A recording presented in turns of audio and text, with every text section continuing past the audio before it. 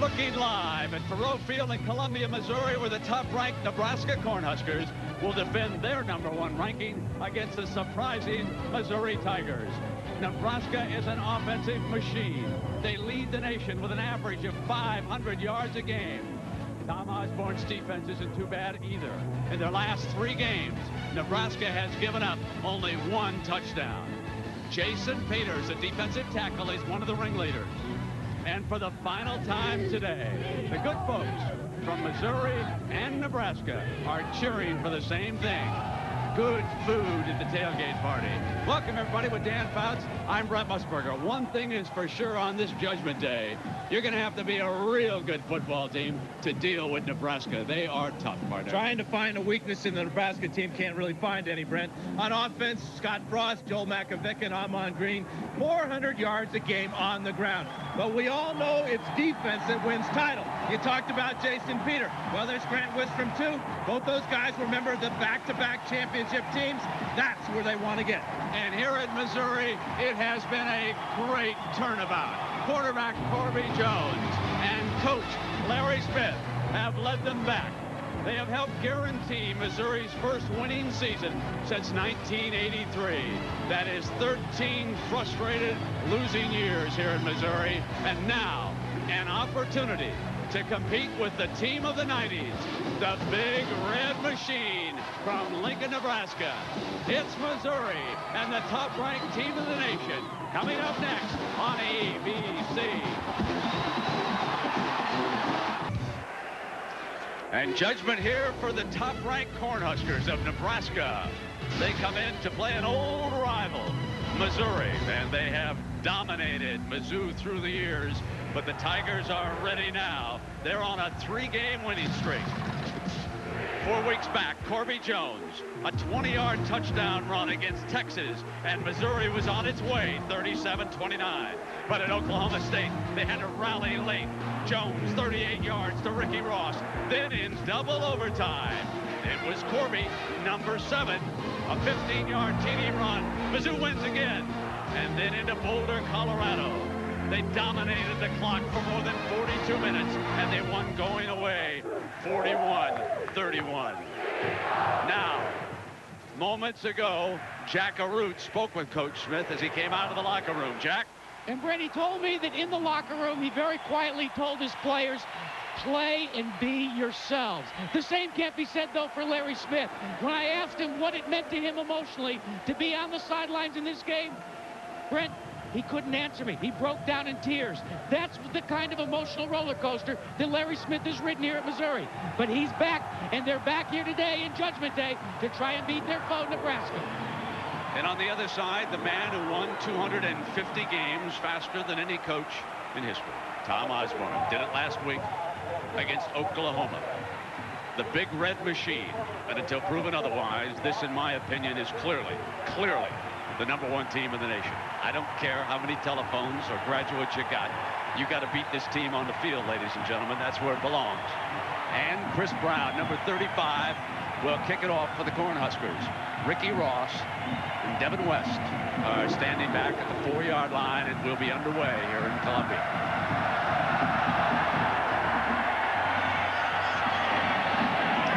Picked up by Ross. Hurdles to the 21-yard line, where we will take a look at Corby Jones, number 7, fine, improving quarterback, and Brock Olivo, the all-time rusher here at Missouri, an effort man. Wide receivers, Kent Lehman, maturing for the Tigers as the fall progresses. He's the go-to guy, number 84. But here's the key. How will this line hold up?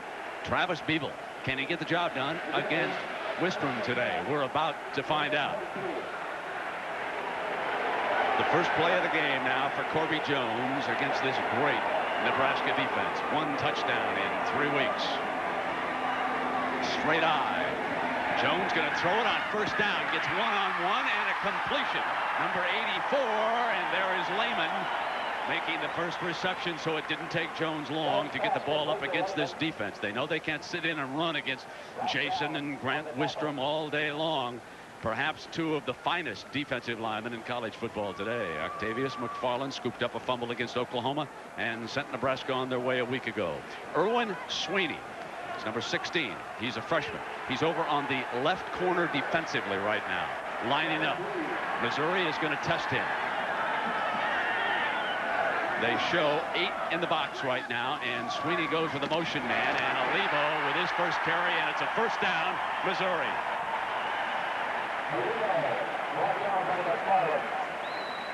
There's the difference.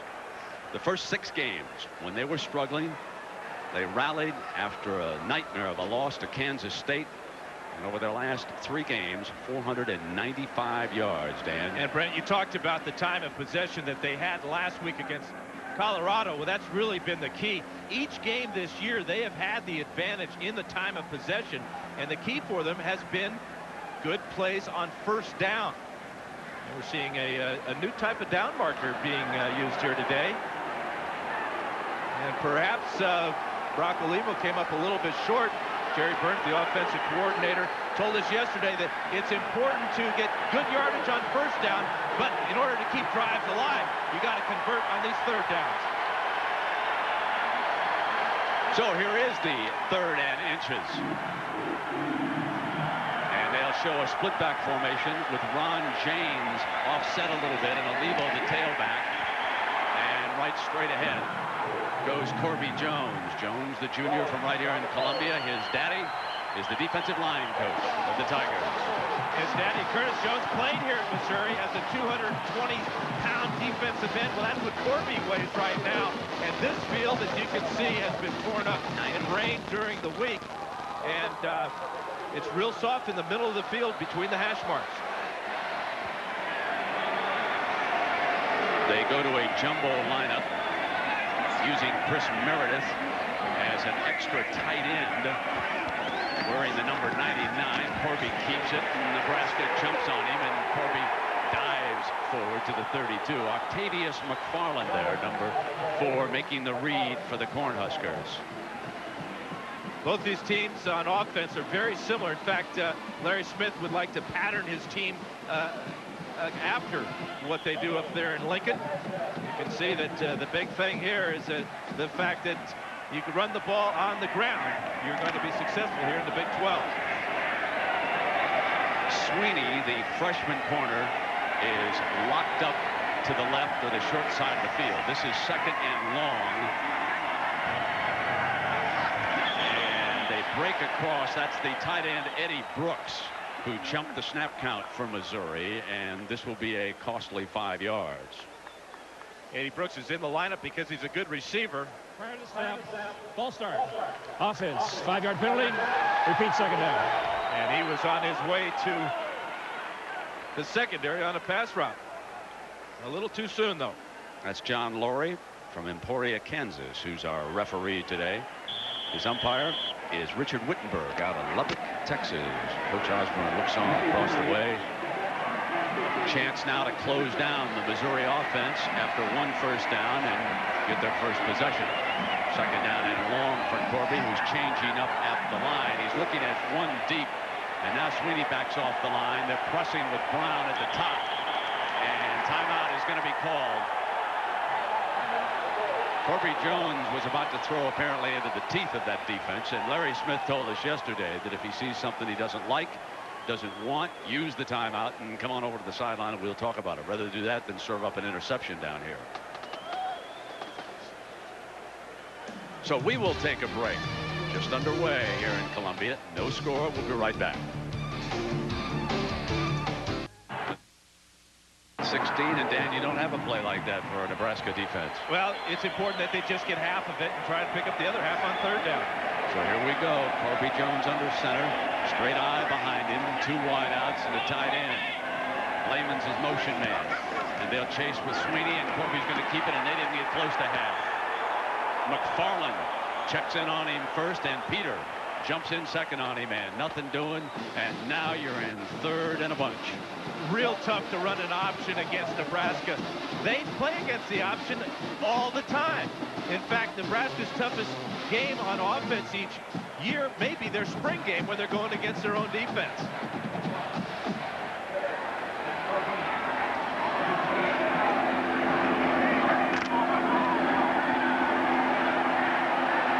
Third down and 14. Devin West into the backfield and the shotgun look. Faurot steps into the gap defensively and backs back out on Corby. Plenty of time. Receivers covered, and Corby, an outstanding runner, is going to be close to a first down. Not going to get it.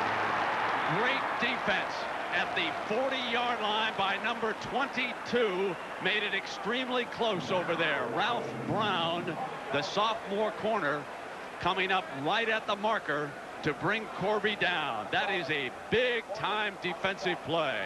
This is a great play, Brent, because what Brown did is he forced Corby to go to the outside. And I think Corby should have lowered his shoulder and taken on the defensive back instead of turning to the sideline. Look at that tackle. Head inside, pushes him out of bounds. And they're going for it. Oh, baby. What a gamble here early. Fourth down and short, but they're 9 of 10 on fourth down conversions. Let's see if Smith keeps it right in Corby's hands. Let's see if they use a hard count immediately. We're going to have a timeout. Nebraska is going to take a timeout. They had the punt return team already on the field. So if nothing else, it cost Nebraska a timeout. Let's see what Smith and Missouri counters with now.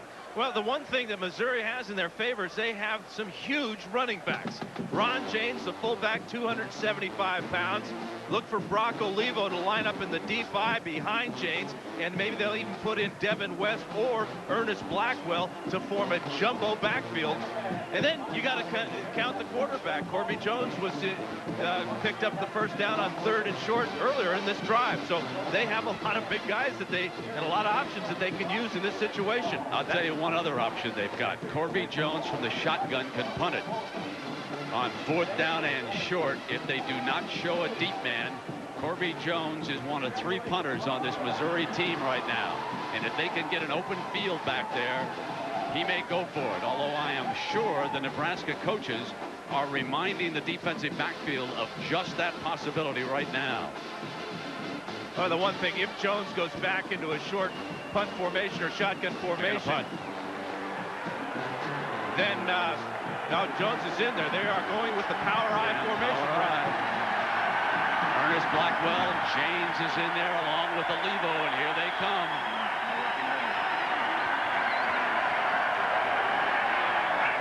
Corby Jones hands it off. First down, Missouri.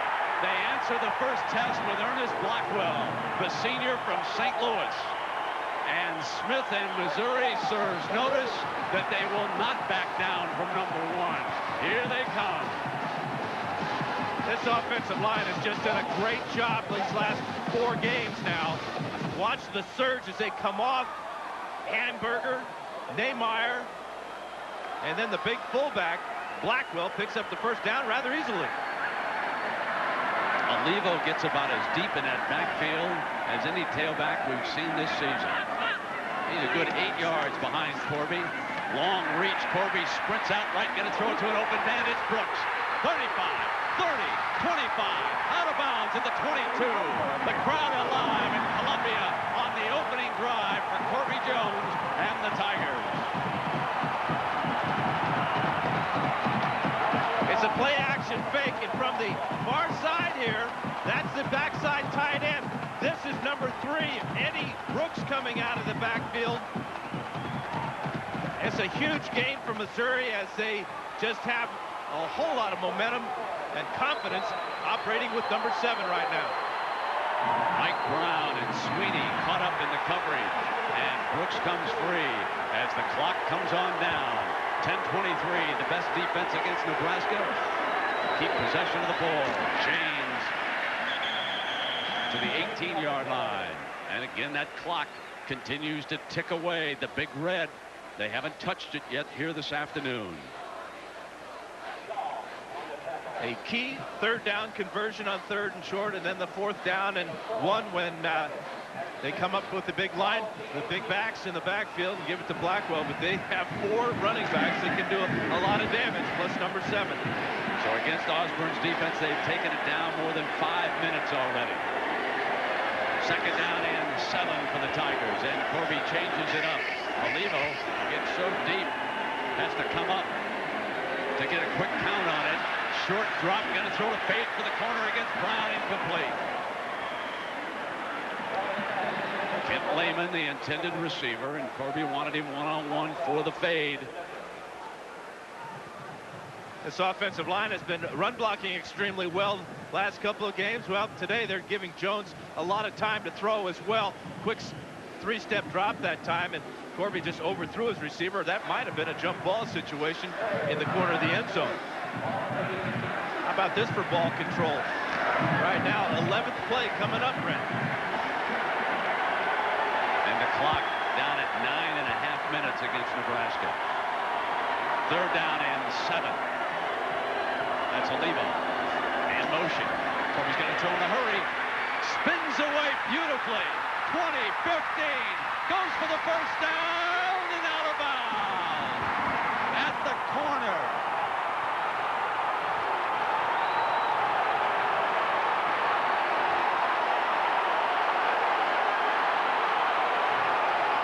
A beautiful spinning move with Brian Shaw saving the touchdown over there. Actually, it's Brian Shaw who can't bring down the 220-pound Corby Jones. This effort is just outstanding. This is the way he's been playing the last 3 weeks. Watch the effort to get into the end zone as he breaks another tackle. That one's Mike Brown. And finally, Jay Foreman comes over. I'm not so sure that ball wasn't across the goal line. Corby on a quick handoff and Olivo over the top. Missouri strikes first.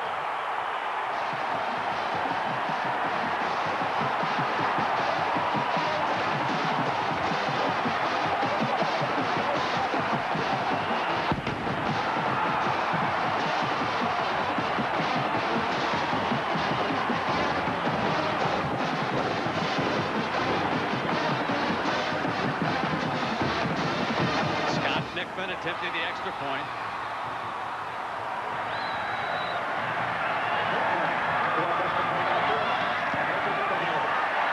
Missouri 7, Nebraska nothing. But perhaps more important than anything is that for 5.5 minutes, Nebraska has not touched the football.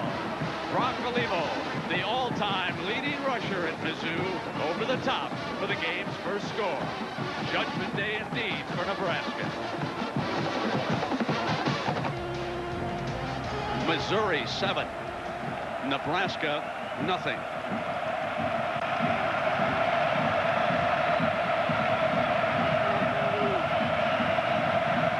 And finally, the Cornhuskers will handle the ball with 9:23 left in the opening period.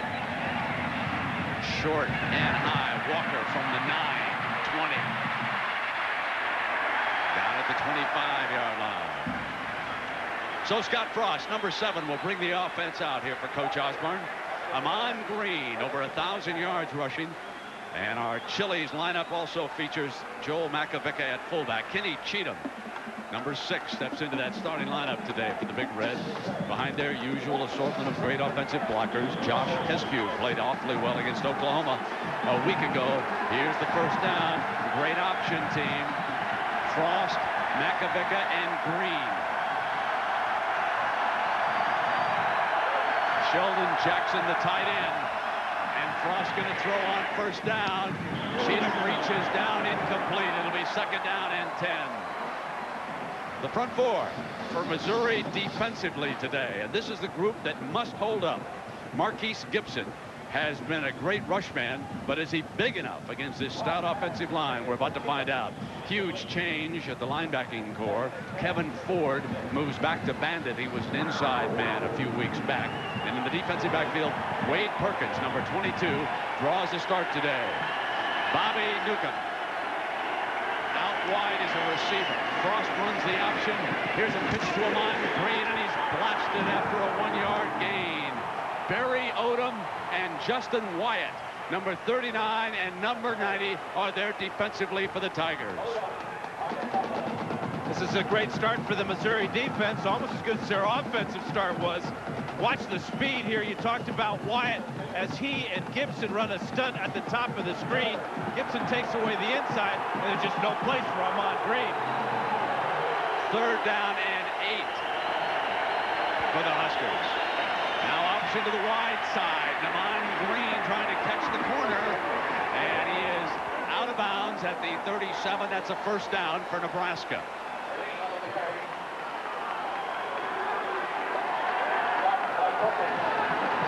This is an excellent play on third down as the two receivers on this side ran off the defensive backs. And watch the effort now by Amon Green as he's going to lower his head and dive and pick up the first down. Cheatham out wide to the right. Wiggins to the left for Frost. An option up to the wide side, and Frost wants to get a lick. Out at the midfield mark, another first down for Nebraska. Harold Piercy, the junior free safety, and he'll be busy today. The young man from Kansas City making stops. That's a 13-yard gain for Scott Frost. Now here is Piercy, number 2. He's their number 1 tackler, and this is why. But the bad thing about this is it's about 10 or 11 yards down the field, and it's another first down for the Cornhuskers. Cornhuskers are on the move. 3 wideouts, 1 running back. Trail it by 7. Frost pinside pitch. Amon Green's got daylight to the 40. Donnell Jones, the nose man, got in. Right, this was almost an inverted option play. It goes down as a forward pass. It's a shovel pass inside, but for the quarterback, he reads it. He reads it just like an option play. Watch the teamwork between Frost and Green. There's the option to the inside. Another good play for Nebraska. Second down and 2, and it's Amon Green stopped. Let's check in with John Saunders. When you come back, it'll be third down. Brent, time for the Burger King update. Michigan already up 3-0 on Penn State. Anthony Thomas takes this one and rumbles 12 yards for the touchdown. The Wolverines jump in front 10-0 in the first quarter. Meantime, Colorado in a battle against Iowa State. They've trailed throughout the game, but right now lead it by 5. Brent, back to you. John, I can't believe you let Todd Blackledge get away with picking Penn State. I mean, that isn't fair, partner. Dan Deardorff says it's all Michigan out here. He's watching this game today. Third down and 1. Frost going to change it up. Crowd alive. Runs Makovica. Here's the option. Frost for the first down.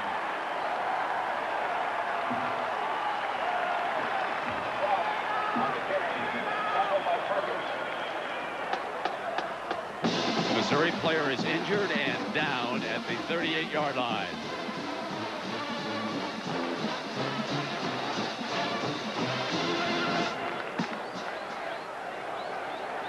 That's Brian Craycraft, senior from Mesa, Arizona, one of the defensive linemen. They're already a little bit shorthanded at that spot, and they can not afford to be losing players like Craycraft. This is the big concern for Larry Smith and the entire Missouri coaching staff.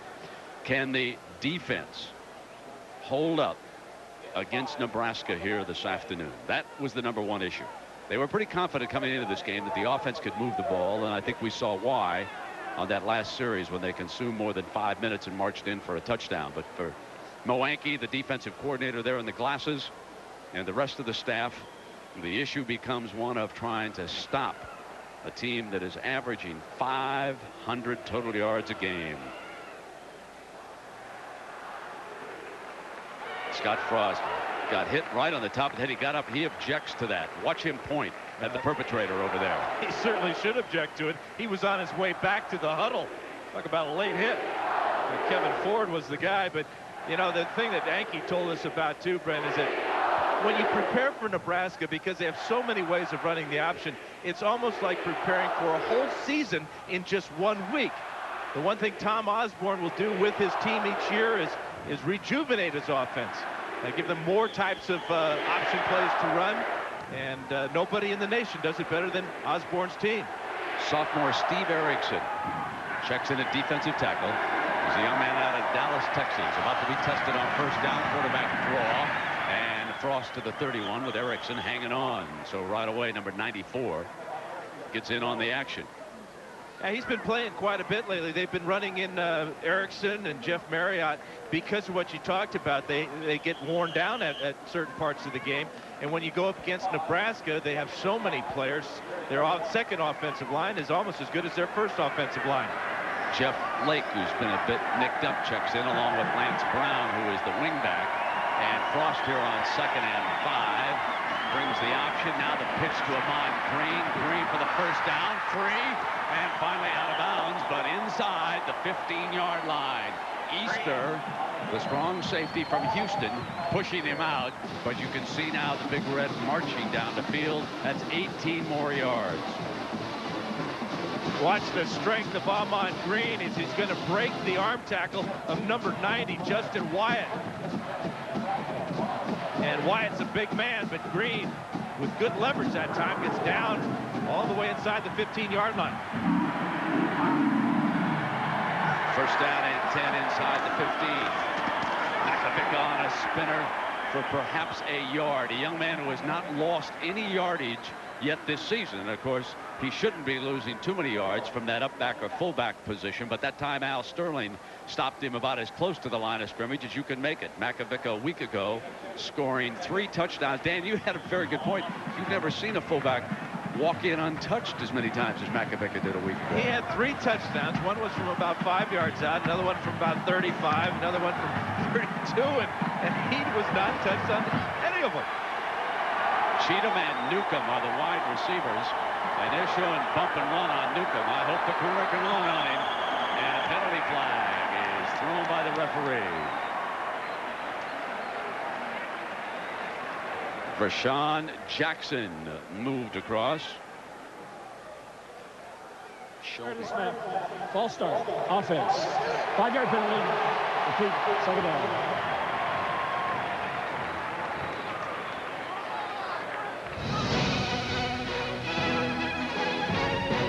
Next week, North Carolina goes to Clemson, Washington, UCLA in a Rose Bowl, Colorado, Kansas State for those of you in Big 12 country, and of course we will have a Big 10 matchup which we will announce later.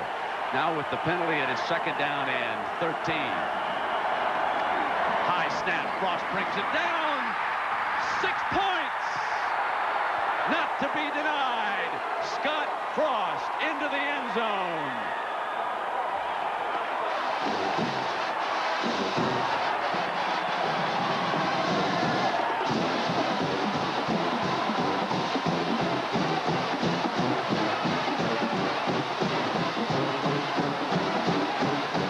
Quarterback draw all the way too, Brent. 16 yards and a great effort going over 3 Tigers at about the 2-yard line. Here is Chris Brown, one of the best kickers in college football.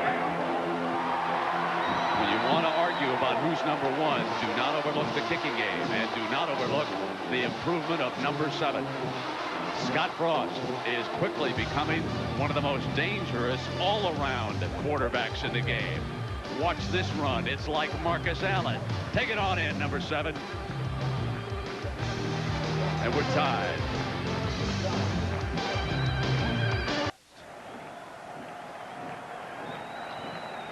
Nebraska 7, Missouri 7, 5:09 to go in the first quarter. 2 possessions and 2 touchdowns. And well, Scott decided to take the rest of the day off. I don't think so. Here's Chris Brown completely out of the end zone. Missouri will put it in play at the 20-yard line. Now it's going to be interesting to see what adjustments the Nebraska defense is going to make quickly here against Corby Jones and the Missouri attack. The one thing about the Missouri attack is it's a lot like Nebraska's. I mean, Jones can be equally as dangerous as Scott Frost running the ball. There's Charlie McBride down on the sideline. Long-time great defensive assistant under Tom Osborne. Not one that's going to panic in this situation. Ernest Blackwell and Devin West are now the running backs. The fullback is very dangerous here. Blackwell. Lehman goes in motion for Mizzou. This will be West behind the left side, and you can see how they stopped him with Grant Wistrom, number 98, and over on the sideline, Scott Frost putting on the flak jacket, now puts the shoulder pads back on, and he'll be ready to go. He is a warrior. He must have had a problem with his pads putting the flak jacket on. That's probably part of his normal equipment. He must have ripped something loose with that great dive into the end zone. 2nd down and 7. keeping Lehman in motion, trying to get him against that freshman. Corby rolls, keeps it, and he is stopped short of the 25-yard line. So nothing doing right now for Missouri with Mike Rucker along with Jay Foreman. So the linebackers moving quicker to stop Corby Jones and take the keeper away from him on that slant play on this series. Well, what happens, Brent, is the linemen get double teamed a lot, so that means the linebackers are free to flow.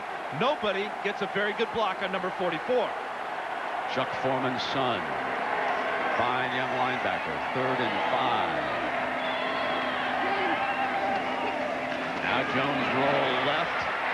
Steps away from trouble, but no longer. Down in a heap. Sacked at the 19-yard line. Jason Peter, number 55, leads the way that time. Jason Wiltz was also there, but there is a great defensive tackle, number 55. Boy, there's just one Husker after another coming after Corby Jones here. There's two go flying by, and then on the outside, Ortiz flies by and turns him back into the red pants of Nebraska. So here it is 3 and out, and Jason Smith. And to punt first for Missouri. Newcomb, the middleman. Let's see if they punt away into the side. This is going to be a short. And Nebraska will wind up with outstanding field position. A short field for Scott Frost and the Cornhuskers coming up. A 24-yard punt. Now, Coach Larry Smith works with the special teams. And it doesn't make any difference, Coach, how much hang time you got this time. That one's not far enough, baby. You don't even have to look at the hang time on this one. No, take a bounce, he said. You maybe you're timing bounce time on a punt. Nothing like that. Yeah. It's amazing. Larry Smith told us yesterday that when they were backed up, that Vince Zebo would be his punter. You know, coaches. First down and 10. Here's the toss to Amon, looking for an alley. Creases there, and Amon Green battles his way to the 27-yard line. Perhaps overlooked in the discussion of great running backs. But a man who continues to pile up the yards. 15 more for Amon. This is just great patience. And usually you get this with a good running back behind a good offensive line.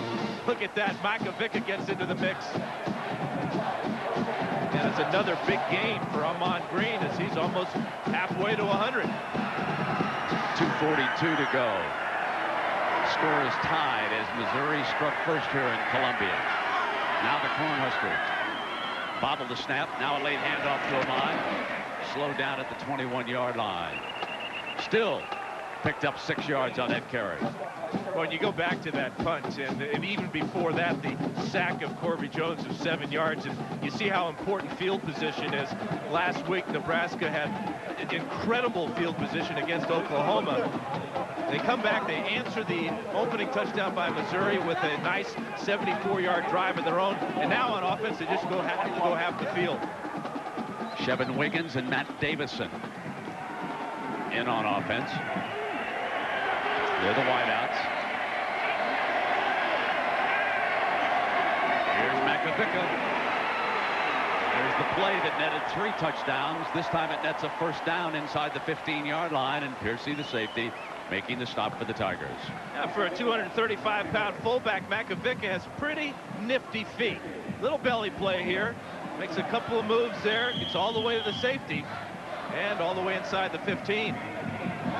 Brainerd, Nebraska played 8-man football. As many of the Nebraska fullbacks through the years have come out of that 8-man program in that state.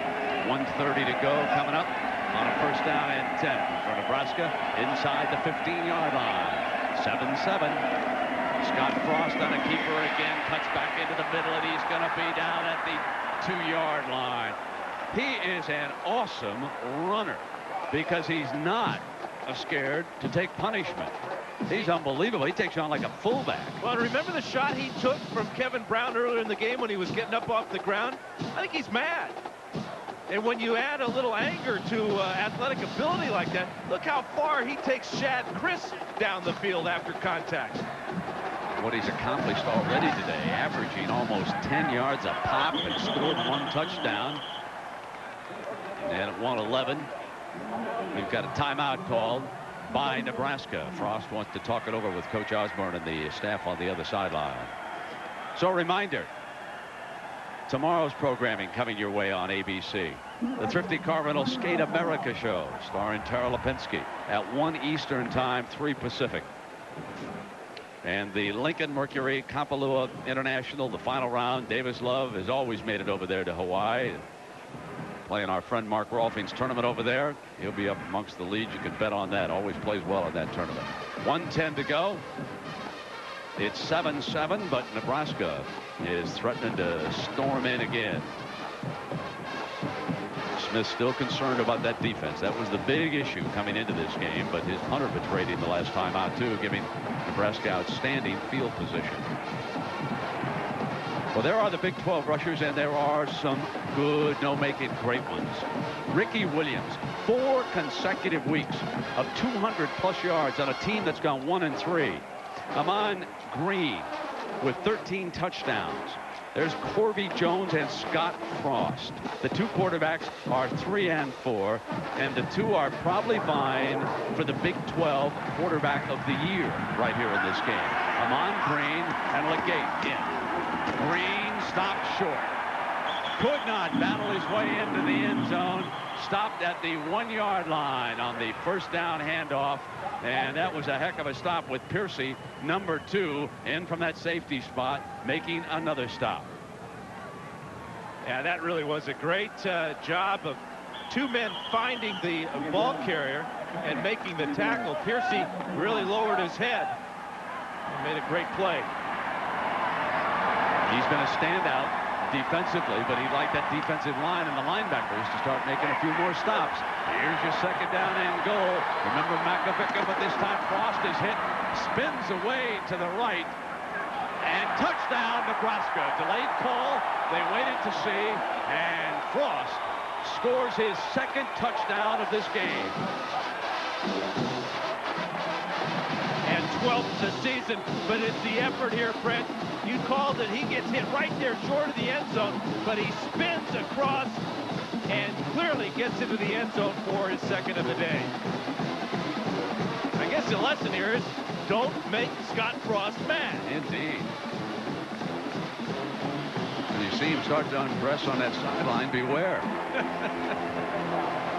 Maybe go put on some more pads. Yeah. So the extra point is good. And just like that, 2 possessions, 2 scores. Missouri woke them up. It's 14-7 Cornhuskers. Jack Arute, how you voting on Judgment Day, partner? Well, Brent, first I've got to get my computer to do it. You know, Judgment Day, you can vote right now. You can go to AOL, keyword is ABC Sports, or go on the internet to ESPN.com, and you can vote which way you think it should be. Who should be number 1? When was the last time, Brent, we had so many people that were undefeated this late in the season? I think it's only been, what, 5 times throughout the year, throughout the season? And they say it's 10-0 Michigan. Get those votes in. I feel like I'm doing a telethon or something here, Brent. Hey, Jack, dial up that computer and vote for the Huskers for me, will you, my friend? No one has gone on the road like they did into Washington and fallen behind and won a quality game. Then handed Oklahoma its greatest defeat ever. Tom Osborne and the Cornhuskers hope to be headed down to the Orange Bowl and play for the national championship, and they're inviting one and all, whoever can make it. West and Ross back deep.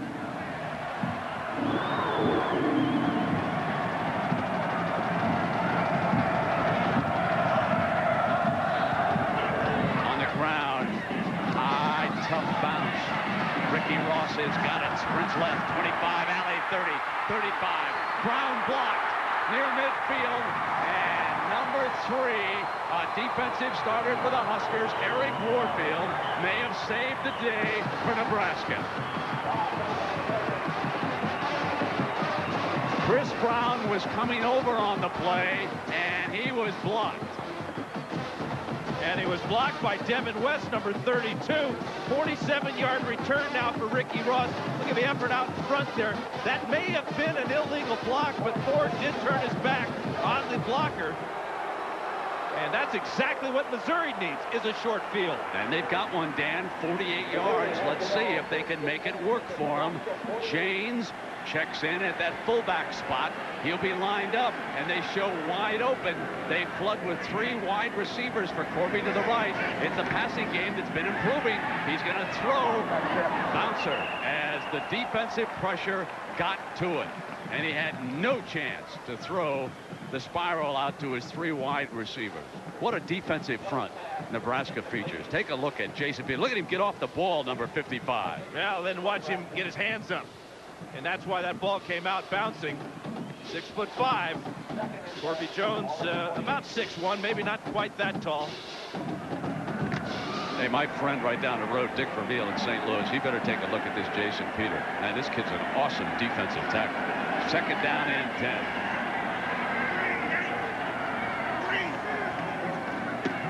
Corby takes the handoff, sprint right, get it. Makes free at the 30-yard line. Murchison, and out of bounds. Great effort that time by number 81, Jay Murchison, the senior from Richmond, Virginia. Now, a couple of weeks ago, Corby Jones got together with his wide receivers, and he asked them to make big plays.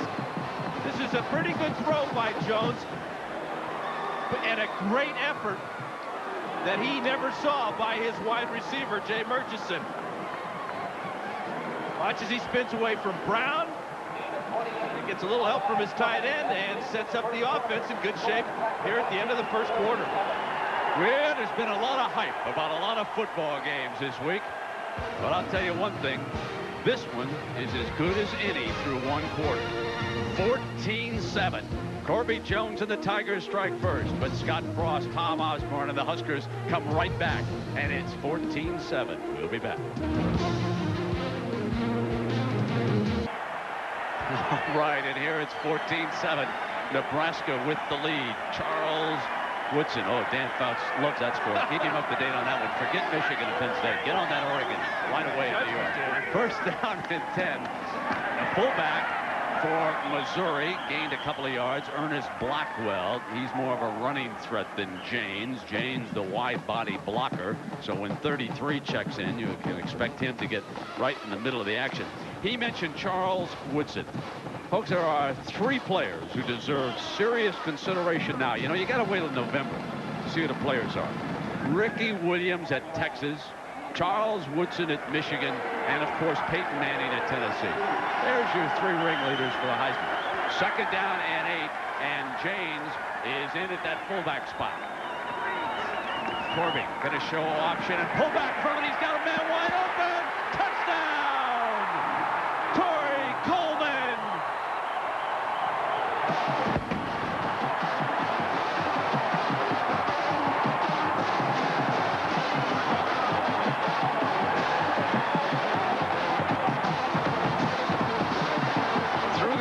This has been the best option pass of all.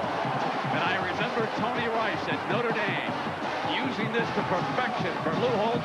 And here today, it works for Corby Jones and Missouri. Scott Nickman for the point to tie it.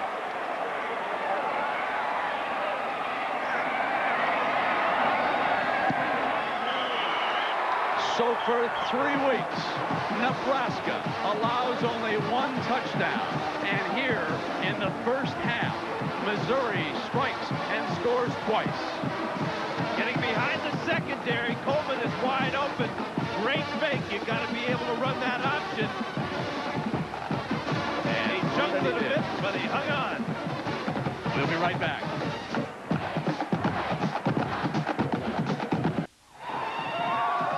Missouri battles back to tie number 1 ranked Nebraska. It's 14 all right now, and they've already qualified for that bowl. Where will they go?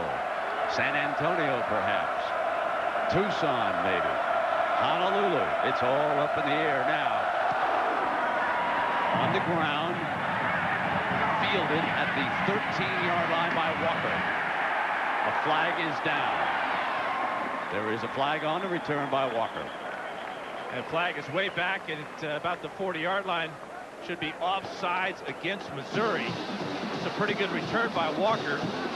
Be surprised if Tom Osborne just takes the ball right here, turns that offense loose again.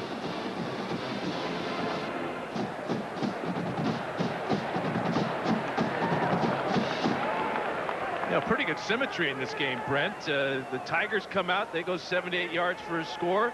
Nebraska answers with a 74-yard drive, and then a couple of short drives, 42 for Nebraska, now 48 for Missouri. This is how our two quarterbacks compare so far. Corby Jones with a touchdown pass, and Scott Frost has rushed for 2 scores. Frost brings the offense back to the attack. Lance Brown is his wingback. Amon Green's his tailback. Operates without the fullback. 2 tight ends in this look for the Huskers. Amon Green picks his way, and we go down to Jackaroo. Jack. For an offensive coordinator from Missouri, Jerry Burns says one of the reasons why the offensive line is performing so well now is because of this man, Andy Moeller. One of the things that I've noticed on the sidelines here is each time the O-line comes off the field, he gathers them around and literally begins to continue the teaching process. In addition, one of the things he just said to them is, you've got to believe in yourselves. So far, they do. Andy, one time a linebacker up at Michigan. Gary Moeller, his daddy. 2nd down and 5. Option from Frost to the 35-40. 45 and finally out of bounds as he tightrope walked the sideline at the 48-yard line, and a first down for Nebraska. 15 more yards, and there's a pair, Wistrom and Peter. But the defense over here has to be concerned. And Dan, you made the point about Wistrom and possible leg injury, you said? Brent, he has a bruised thigh that's real close to his knee. And what happens then is you get all this fluid that seeps down into the knee and makes the knee very sore. But you sure can't tell by the way he plays. First down. Frost in the eye. Fake to Amon. Wide open. Another first down. A beautiful pattern run by Sheldon Jackson, the pass receiving tight end that time, number 88. Boy, just like that, in 2 plays, Nebraska picks up 30 yards. Frost is so determined, though. It's great to watch his improvement from just a year ago. No pass rush at all, and a wide open tight end. Kenny Cheatham off to the quarterback's left here on first down. Ball is at the Missouri 36-yard line. Nebraska and Missouri tied at 14, and Amon Green is stopped on first down. Harold Piercy joined the fray again from that safety spot, helping out on that tackle. Barry Odom threw a shoe making that tackle on Amon Green. That's a big hit when your shoe comes off when you tackle a guy.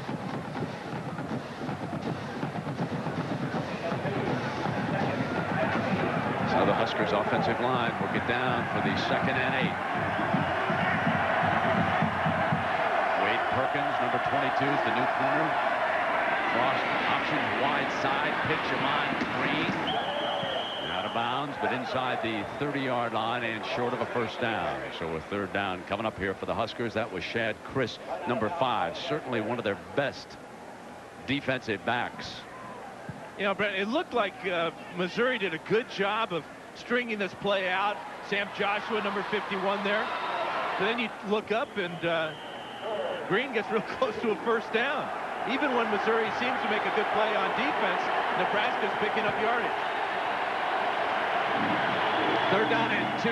Can they stop Makovica and Green here? Makovica leads. Green searches, got it.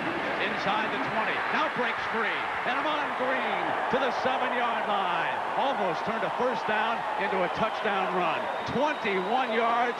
Bad tackling on the corner by the Tigers. You know, a lot of his success today, Brent, and all season long, has come to the short side of the field. This offensive line is just blotting out any black shirt there is. Taylor getting way down the field to add another key block. Easter hanging on from behind, or it would have been 6. 11 carries, 86 yards for Amon Green. Tied at 14. 11 and a half to go. On the first and goal. Makovic spins to the 3-yard line. Erickson reaching in on the stop for the Tigers that time. And you've got to be aware of the fullback in this type of offense. Makovic comes in with a 7.7 yards per carry average. Not quite up to that yet today, but look at the yards that his quarterback and his tailback are making. Nose man, Donnell Jones, number 97, checks into the goal line defense. Second down and goal. Ball is at the 3-yard line. Frost eyes the defense. He's scored twice today. Brings the option. Going to keep it, and he'll be short this time. They were ready for the quarterback keeper. He probably would have been better off pitching the ball that time. Joshua and Jones, who just checked in, made the stop for the Tigers. It's such a split-second decision for the quarterback on the option. He's got to read the defense as he's running, knowing that their guy's coming to knock his block off. You know, number 51 right there, that's Joshua.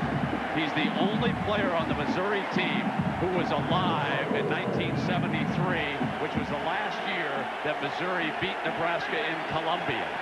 Now it is third down and goal. Power eye for the Huskers.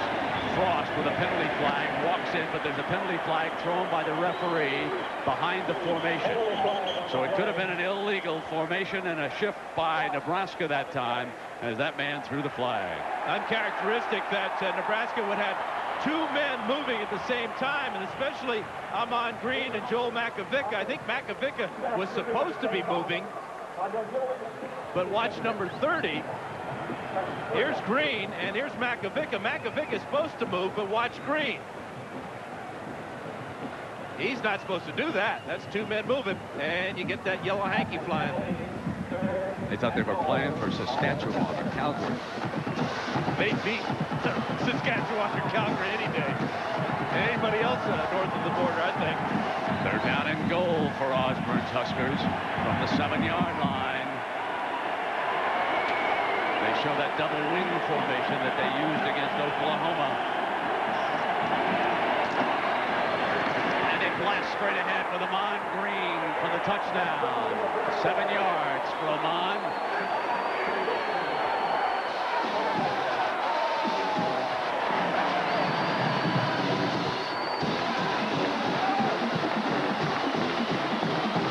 Larry Smith's biggest fear is that his defense would get worn down. They haven't come close to stopping Nebraska yet.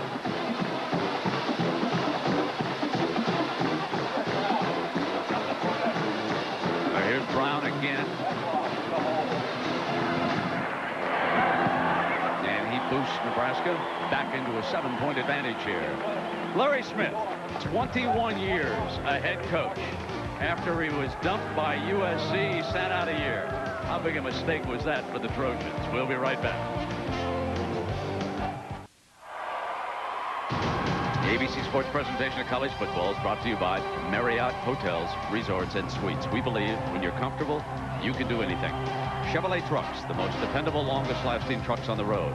Velo from Phillips Magnavox, the power of a computer in the palm of your hand. And Chili's Grill and Bar, home of the Big Mouth Burgers.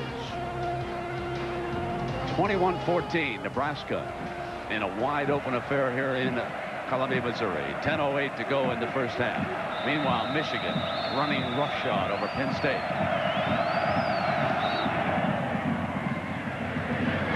He fielded in the end zone and on a delay, a decision, and you can pay a price for that one, and he does. Devin West hesitated, and he who does is normally lost against the coverage teams for Nebraska, amongst the best in the country. So the Show Me Tigers, the last time they had a winning season, 83. The last time they defeated Colorado, 84.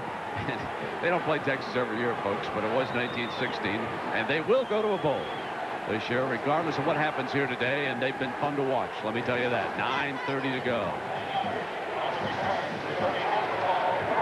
With a strong performance today, they may crack the top 25. They got Baylor next week. So let's see how Grant Wistrom, Jason Peter, and the rest of the defenders handle this offense. They have not been able to shut it down yet.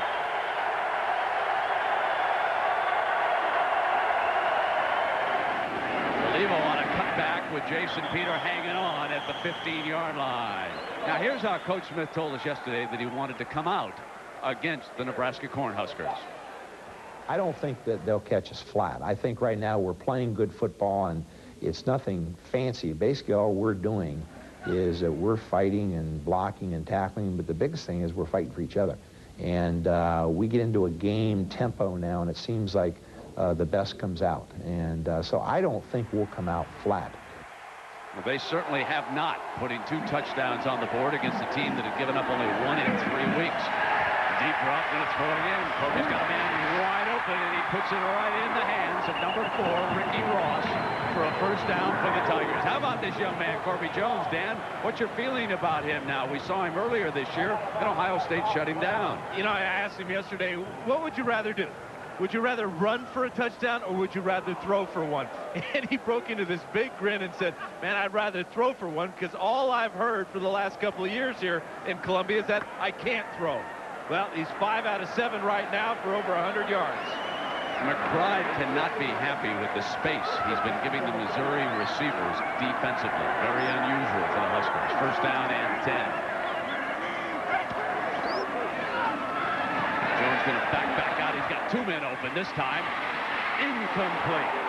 Bobbled at the 47-yard line on a great hit by Mike Brown, the rover from Scottsdale, Arizona, number 21. This was a big play for Missouri last week against Colorado. Kent Lehman scored on this play, but watch the free safety here as the receiver comes from the right side of the field. This is your option play fake, Brent, that you like so much. It's already scored today, but watch the play by number 21. Jones throws a perfect pass. That's just perfect defense. That was a great crossing route that time off of that pattern. I'm not sure that I've seen that run off that play before. Second down and 10. And the handoff to the fullback, who powers to the 32-yard line. That's Big James getting the call. Now, there's a man who's a load to James, Dan. When he comes, that's a truck coming through, isn't it? Well, he's 275 pounds, and here's Curtis Jones, the proud papa of Corby Jones.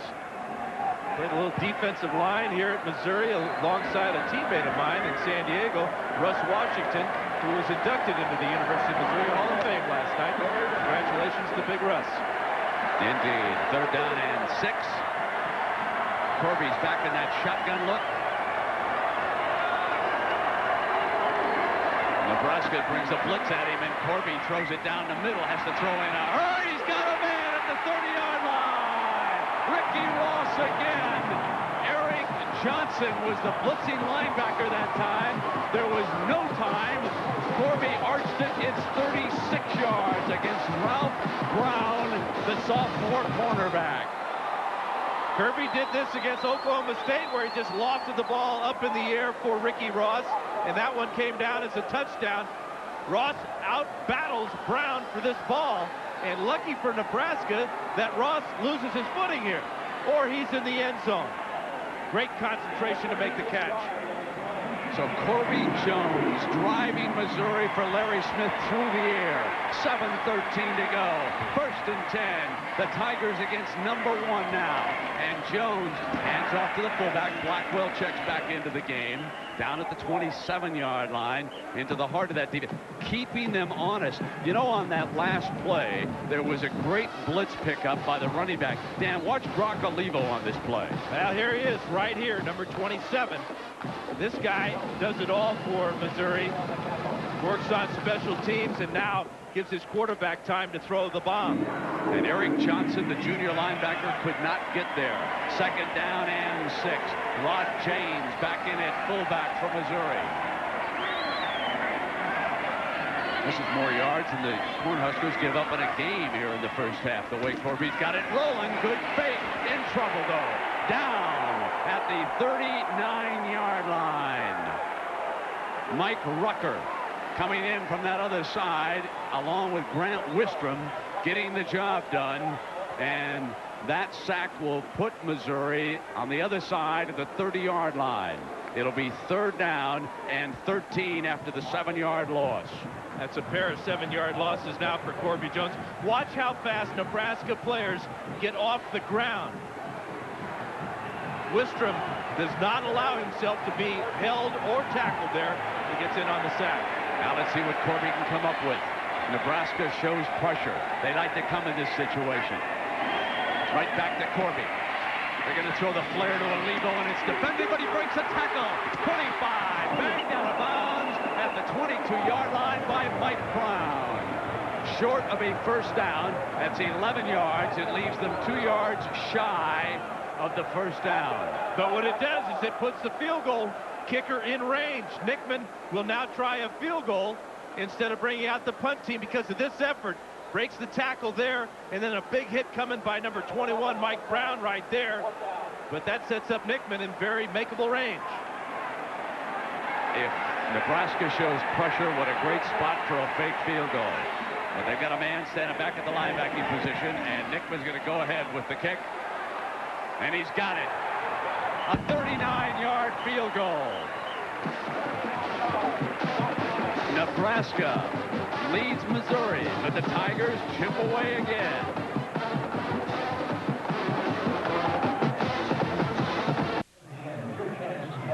Well, finally, Coach Norm Stewart has a football team that the basketball team here at Missouri could be proud of.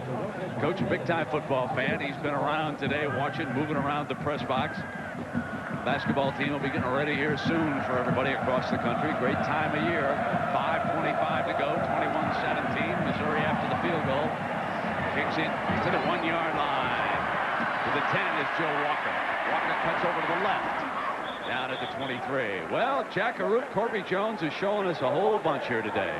Well, you know, Brent, just as Dan was saying, he really wanted to work on refining his throwing motion, so he dropped 10 pounds over the summer and worked specifically with it with each and every one of his receivers. The offshoot of it was the fact that with each receiver, he came up with a very special route. In the huddle, all they'll simply say is, run our route. I wonder if that big gain, that big pass, was one of those our routes. Indeed. And here, Scott Frost in Nebraska realized it's not a route in the first half. And on that delay, that was his man again, number 30, Amon Green on the delay before Wade Perkins, the cornerback, could make the stop. But 18 yards later, and another Nebraska first down. So Amon Green has been leading the way for the Cornhuskers today. 13 carries and 111 yards. And Nebraska showing no mercy, going with a hurry-up offense here with 5 minutes to go in the first half. Missouri with great offensive numbers here in the first half. Great job by Corby Jones and the coaching staff and the offensive line against Nebraska.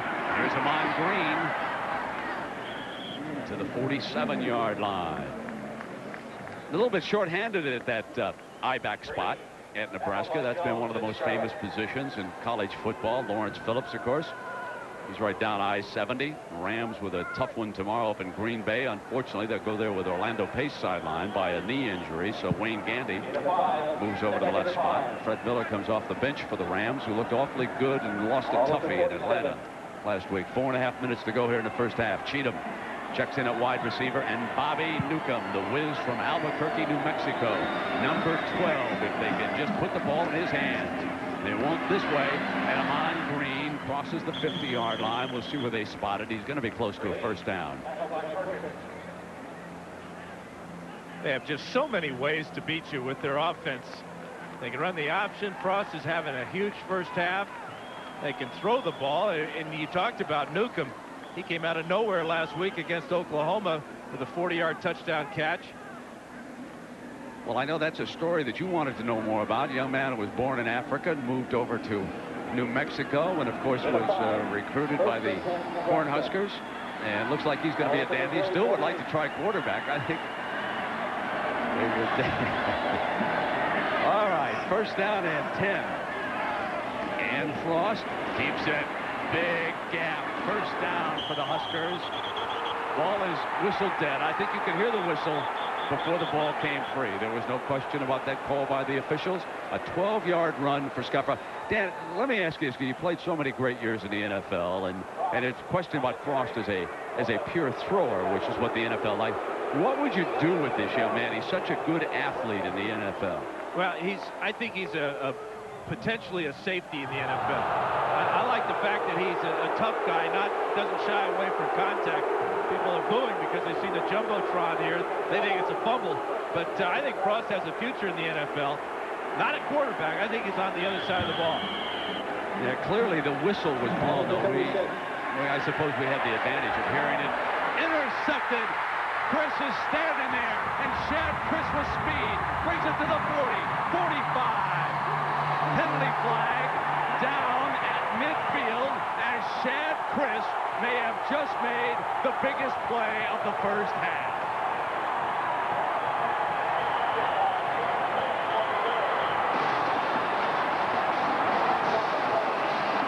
It has been a first half of a lot of big plays. This is the first one for the Missouri defense.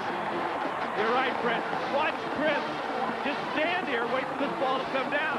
As he comes off the receiver on the outside, Matt Davidson, and they're going to get the penalty against Missouri here on the return. I don't think Scott Frost ever saw Shad Chris. And it's a personal foul call. Oh, it's going against Nebraska. Yeah. Tack it on, baby, and bring it to the other side of it. Jeff Marriott may have caused that interception. I think he caused Frost to have to throw off the back foot when the big sophomore nose guard broke in on him. And now with the personal foul, and Tom wants to know who it is, who lost his poise out there, because he'll be talking to the young man, and the ball is put down at the 35-yard line. And now can Corby take it in again and regain the lead? What a first half. And I think you're right about the pressure. And I also think that Frost was looking into the sun and never saw Chris. All right, so here we go. Hang on. The Tigers stalking that lead again. Play fake. Corby rolls right. Got all kinds of time back. Wide open to Levo. 10-yard line. Touchdown, Missouri. Mizzou leads it. 35 yards.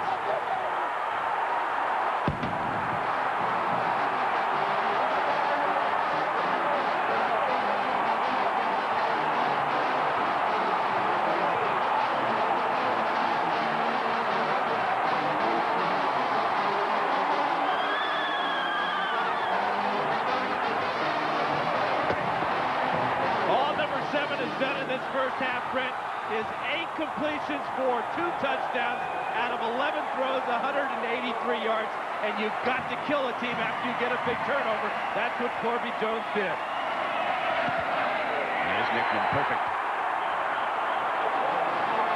Can you believe this? On Judgment Day, Missouri riding the crest of a 3-game winning streak. Behind Corby Jones, takes a 24-21 lead on the top-ranked team in the nation. You better get all those folks away from that Michigan route and come on over here and watch a ball game. The play-action fake gave him a lot of time to throw, but I really have to wonder about the secondary of Nebraska. How many times today in this first half have we seen a Missouri receiver wide open? This time it's Brock Olivo out of the backfield. Easy touchdown for the Tigers. And now some fire on that sideline. Moeller is over there. And another firebrand who's probably going to be a head coach someday right there. Ricky Hunley.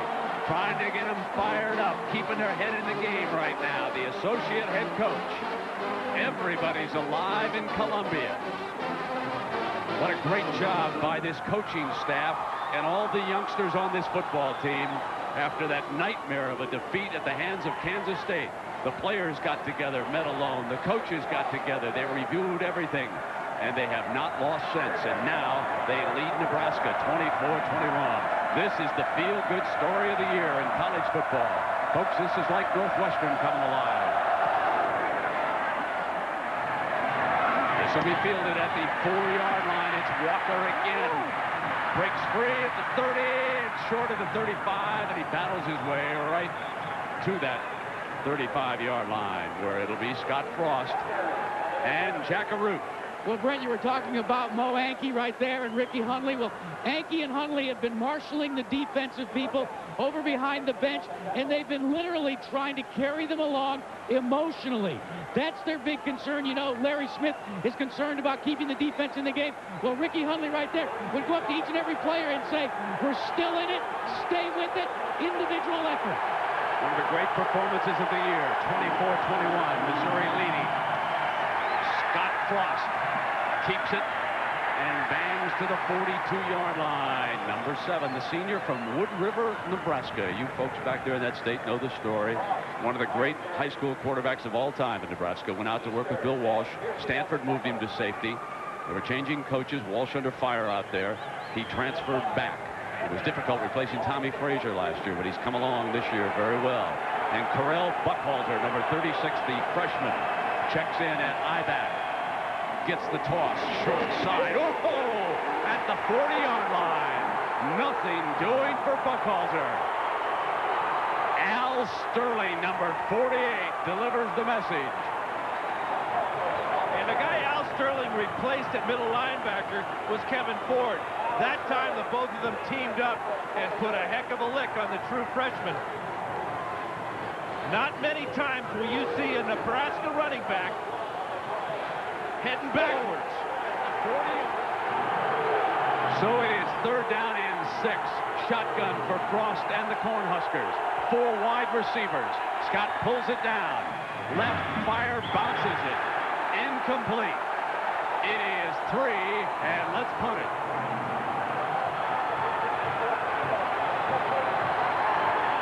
And Missouri's going to have a lot of time when they get the ball back. They'll only have 1 timeout to work with. But I would be real concerned with Missouri coming after this punt by Jeff Cush. So Jesse Cush with Ricky Ross back deep. Cush's daddy, former great player at Nebraska. Left foot, not a good one. Needed a Nebraska bounce, it didn't get it. A Missouri bounce. Missouri with time. 1:53, leading at 24-21 after the 24-yard punt. So Nebraska just a touch rattled. Not what they expected here in Columbia this afternoon. This is a team they've been dominating for a couple of decades.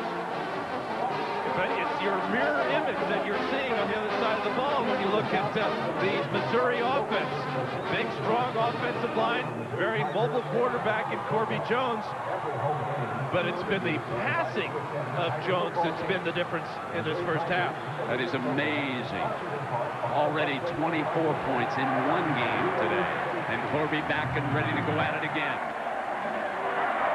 Play fake, Wistrom battles free, steps away, and down he goes in a heap. His number 84 was closing in from the other side. Mike Rucker the other end. But Wistrom was battling free and forced Corby on the move. I can't call it play. I can't call it play.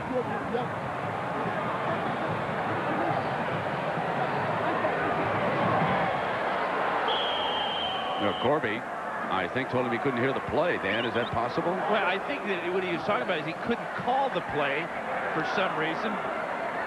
Couldn't change the play. Whatever the play was, it wasn't very good. Great effort by the Nebraska defensive ends. 2nd down and 18. West and Blackwell are your Missouri running backs right now. Wistrom down in that 3-point stance, tries an inside move and can't get to the running back fast enough. The 31-yard line, but it's only a gain of about 3 yards. Watching Wistrom and Peter down there, that defensive line, is like watching a defensive line clinic. Timeout is going to be called by Nebraska. That's a good move by Tom Osborne and his team. They had 2 at that point. Now they have 1. They expect to get the ball back. And remember how poorly Missouri punts the ball. Well, we get a check of what's coming up at halftime. So let's go to Mr. Judgment, John Saunders. Coming up on Valvoline Halftime 97, it's Judgment Day. So far, the gavel's coming down hard on Penn State. Well, they're getting overwhelmed right now. In every phase of the game, Michigan looks bigger, faster, stronger, really taking it to the line. We'll have all the day's scores and highlights, including number 1 Nebraska against Missouri. It's all coming up on Valvoline Halftime 97. One of the most painful admissions I've ever seen my friend Todd have to make. You know, it's a little upsetting to me that Todd goes out and predicts a Penn State win, and then he doesn't mention the fact that Oregon is absolutely demolishing Washington. The only other team to do that this year is this team in red out here. Get on him, my friend. They're down in 14. And here is Corby Jones. That's what he has done. Look at those numbers. 8 of 11. They have thrown for 183 yards. And like Dan Faust mentioned, folks, there have been wide receivers from the start of this game to the end. It has been a clinic as far as the receivers are concerned from Missouri. Let's see what they can do here on third down. Corby's going to keep it, and not much. There's so much speed on that, and they come out with the ball, but I'm not sure they're going to give it to Nebraska that time. Even though it was Rucker crawling out with the football that time he closed in.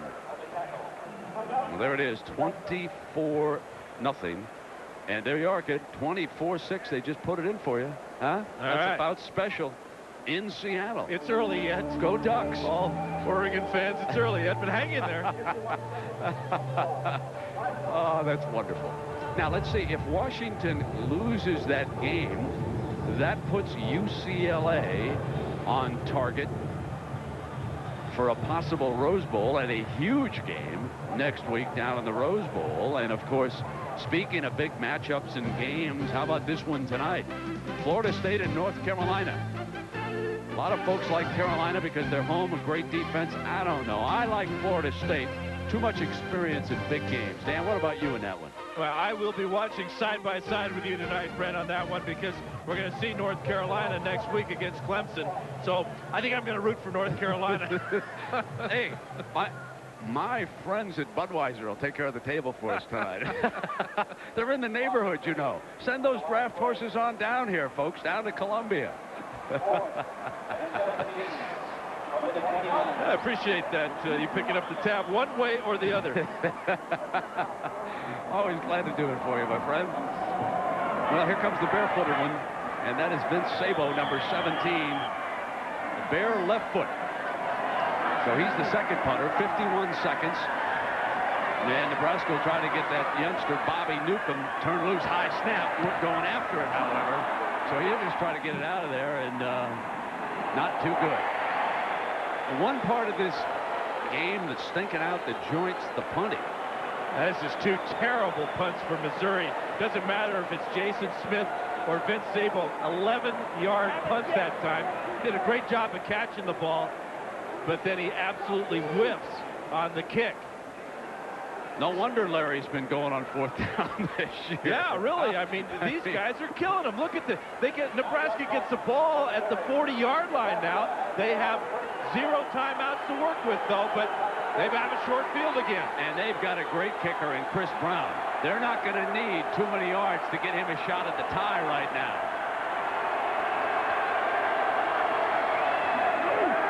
Here's Frost. Sprints to the short side, releases, and batted away. Dangerous. That was Kenny Cheatham, the intended receiver. Wade Perkins came up and made sure there was no completion on that play. And Wade Perkins has played his way into the starting lineup today. Picked off a pass against Oklahoma State, and then one against Colorado last week. With the pressure here up front against Frost, Frost really should have thrown this ball out of bounds instead of trying to complete it. All right, now we got second down and 10. We got a shotgun look, and Frost is up fire to the sideline. Cheatham again out of bounds at the 32. And 35 seconds show up on that scoreboard. And you know, Brent, there's absolutely no wind here today, and that pass puts Brown right about at his limit. He has a 51-yard career long. Now Missouri doesn't want to give up the home run in this situation either. Line of scrimmage is at the 32-yard line, and Newcomb is slotted on the short side of the field as Frost goes back into the shotgun. And now that late pitch out to Amon Green, who barrels inside the 25-yard line. Barry Odom hanging on, and 30 seconds with the clock stopped.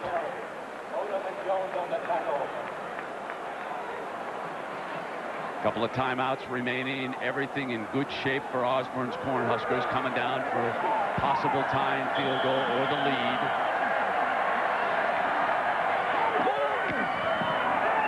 Cheatham makes the catch at the 20-yard line. Clock continues to tick away. That kills him. That low throw keeps Cheatham in bounds, and the clock now starts to keep running.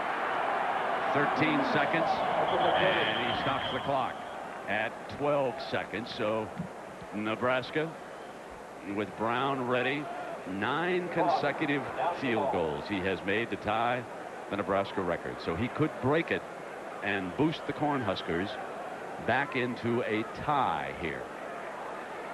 Looking to break Dave Klein's record. Got to give those kickers some credit, though, every once in a while. You know, Dan, let me apologize. I looked at that scoreboard over there, and it's second quarter. I said 2 timeouts, and of course the reason why they had to stop it is there's a goose egg over there with the timeouts left for Nebraska. So they do not, and that's why Scott had to spike the ball to stop the clock. He has 12 seconds. It's going to be 3rd down and 6. They're looking at a... And you know, the 25-second clock has been running down to 4 seconds now. Fumble! They pile him up at the 25.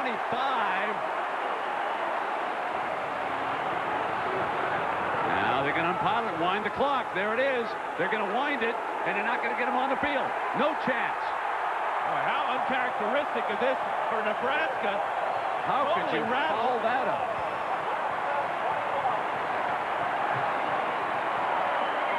So Osborne and the Cornhuskers will regroup. They did not manage time well here, and Frost, not expecting the snap, was looking away to the left, and they pile him up on the fumble. And of course they had no timeouts, remember, and when you saw the referee wind the clock, there was not enough time to get the field goal team on the field. Missouri 24, Nebraska 21. John Saunders and Todd Blackledge are coming up next on ABC.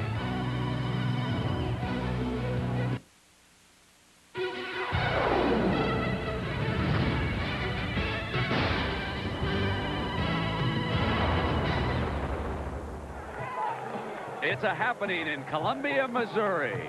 29-point underdogs, and the Tigers, against the top-ranked team in the nation, lead it 24-21, and a lot of football left. Let's take a look at Scott Frost. He scored twice early on for the Cornhuskers, this time over the top.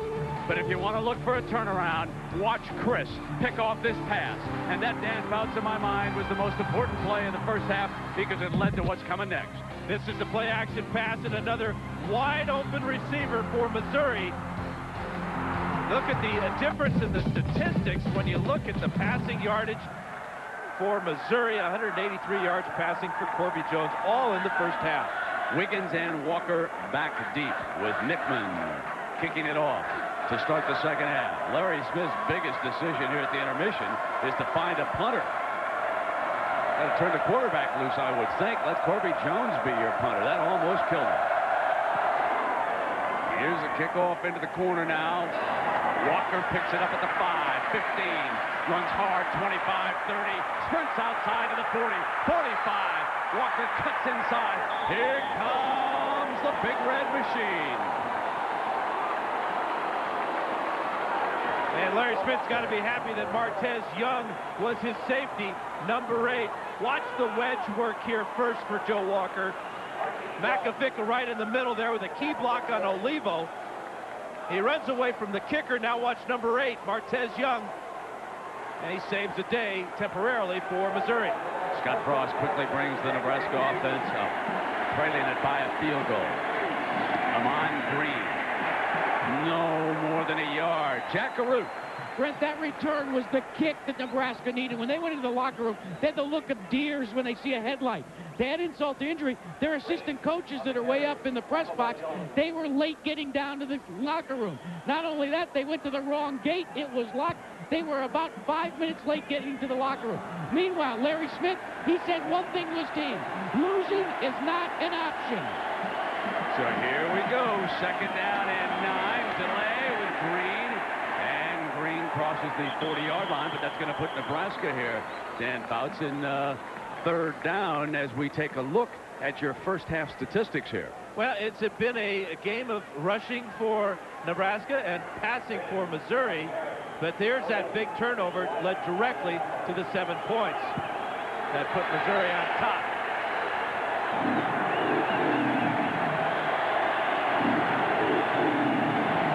Third and 4.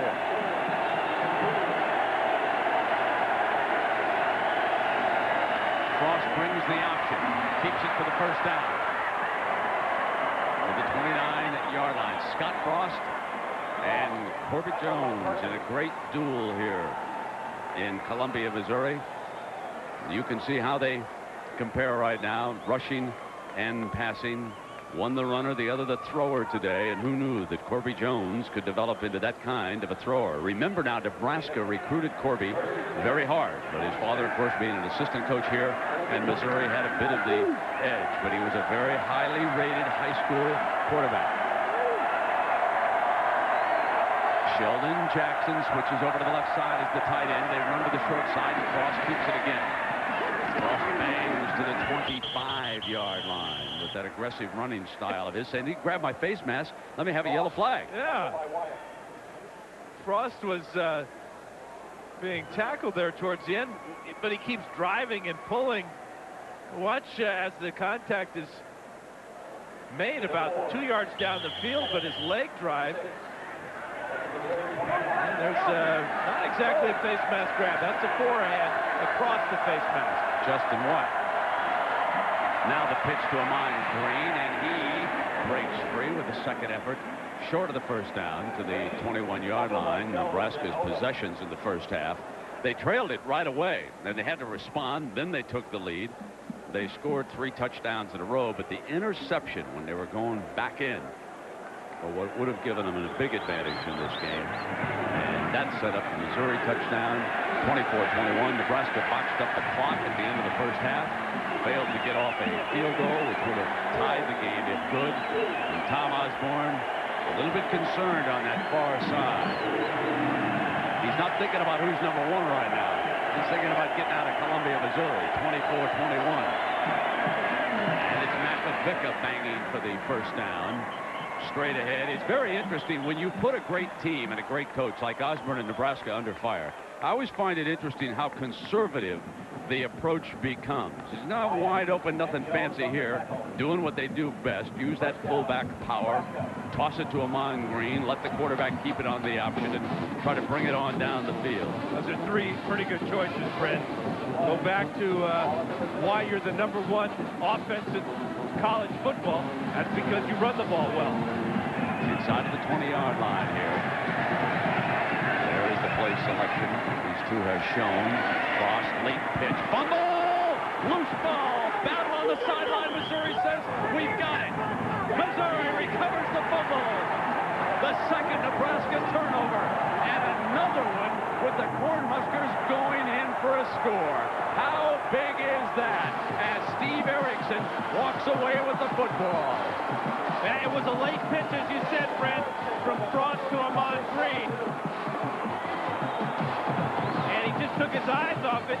This is a great bounce for Missouri as Erickson just gets it before his helmet touches the out-of-bounds marker. Great hustle here by the young man from Texas.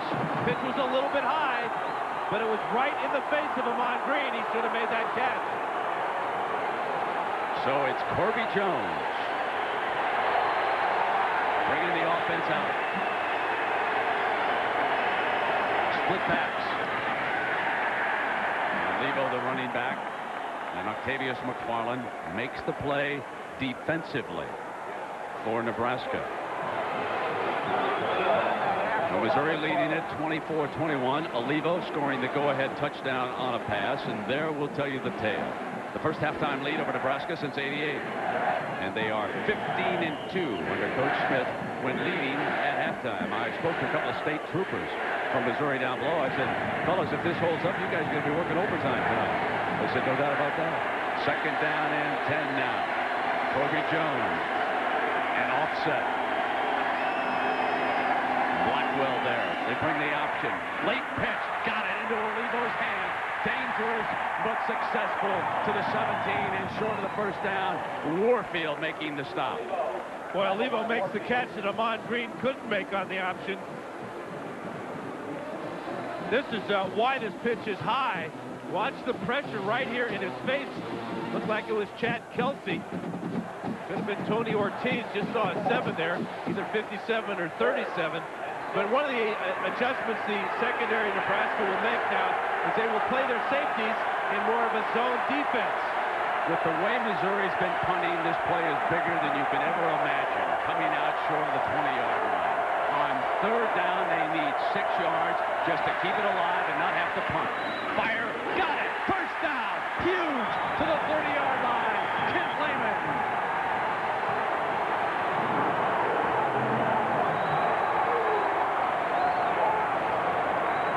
Most of Corby's success today has been on rollouts or play action.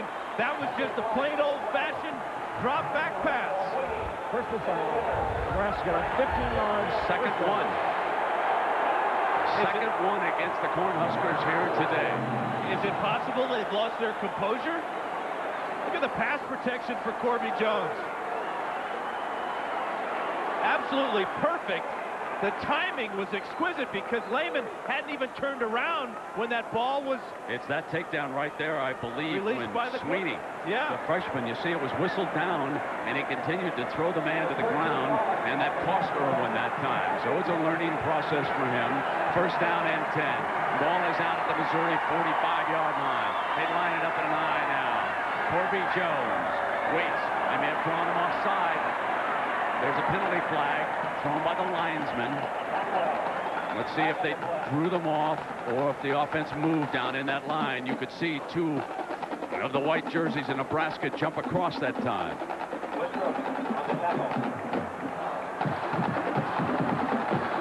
And it is against the Cornhuskers. Jackaroo. Well, Brett, maybe one of the reasons that offside occurred is because Nebraska's trying to get a little bit of an edge. You know, they have not played on natural grass since the Orange Bowl last year. This is not the best of turf. It's coming up in clumps. The center section between the hash marks been very soggy, a lot of rain. In fact, as you see, it's coming up in the clumps. A helicopter was brought in to try and dry it off. They are a much different team, Nebraska, on natural grass. I saw a guy who looked like Larry Smith with a water hose out all week out here at Columbia. I don't know what that means, but here's a handoff now, and Blackwell slams across that 45-yard line for a first down for Missouri. He's a big-time college fullback. He's 6'3", 235 pounds. He's a senior, and James will replace him as they continue now to shuttle the fullbacks in and out. I cannot say enough, Dan Fouts, about the coaching job that has gone on here at Columbia, even for this ball game. They had Nebraska very well scouted. Very, very confident football team right now. Corby Jones with the ball at the Cornhuskers 43-yard line. Olivo, the workhorse, and let us go to our workhorse. Let's check in with John Saunders. John? Brent, you have a surprise where you are. There's a surprise in Happy Valley as well, just because of how big a lead this is. Chris Howard, 29 yards for the touchdown, and they've opened a 31-0 lead, has Michigan at Penn State. Meantime, Tennessee and Southern Miss, this one all locked up at 13 apiece. Brent? Yeah, John, and I'm starting to agree with Todd. I think I might have to vote for Michigan. That's a very impressive win on the road in Happy Valley today. A lot of football still to go here. I love this Cornhusker team, but they are under fire right now, Dan Fouts, from Missouri. This is something we did not expect here today. No, but there are a lot of Cornhusker fans out there saying, hey, wait a minute about this grass stuff. Didn't we win 2 national titles on grass? Down in Miami and at the Fiesta Bowl. And Phoenix, indeed they did, beating Miami first, and then Florida. But now the question is, are they going to get back to the Orange Bowl and play for the 3rd one down there? 3rd down and 4. Corby starts Lehman. Fakes the handoff and now keeps it, going to sprint. Incomplete. And for just a moment, Eddie Brooks was wide open, and he didn't hit him. Earlier in the year, Corby Jones was completing about 40% of his passes. And these people here that are wearing the black and the gold are disappointed now when he doesn't complete a pass. Did you hear the groan that time when that ball fell incomplete? What a turnaround for Corby Jones. Well, Corby Jones stays out there. Coach Smith did not even move toward the 2 punters. It is 4th down. They need 4 yards to go. And they're going to show shotgun. Now, remember, he can punt out of this, folks. And he's backing up like he looks like he's going to pooch it on him. Nobody's back. Can he drop it down? Yes, he is. Off the side of his foot now. High. Inside the 10. Missouri's going to down it. Inside the 5-yard line. How about that? Nebraska buried on the 1 as Coach Smith finally turns it over to Corby Jones. I've been waiting for that play all day. You talk about great coaching. That was a great example of what Larry Smith means to this football team. Smiles all around on the pooch punt by the quarterback. 4 of 5 career punts down inside the 10. Back in a moment.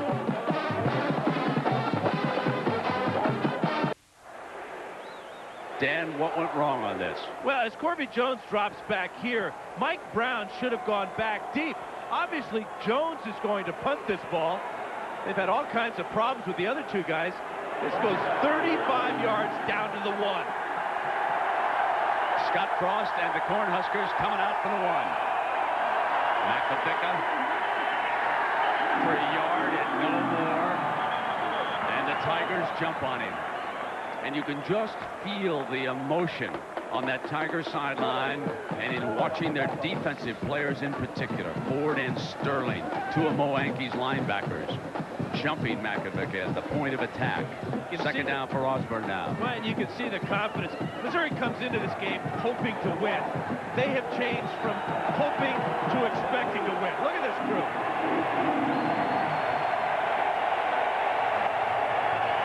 Frost gets ready.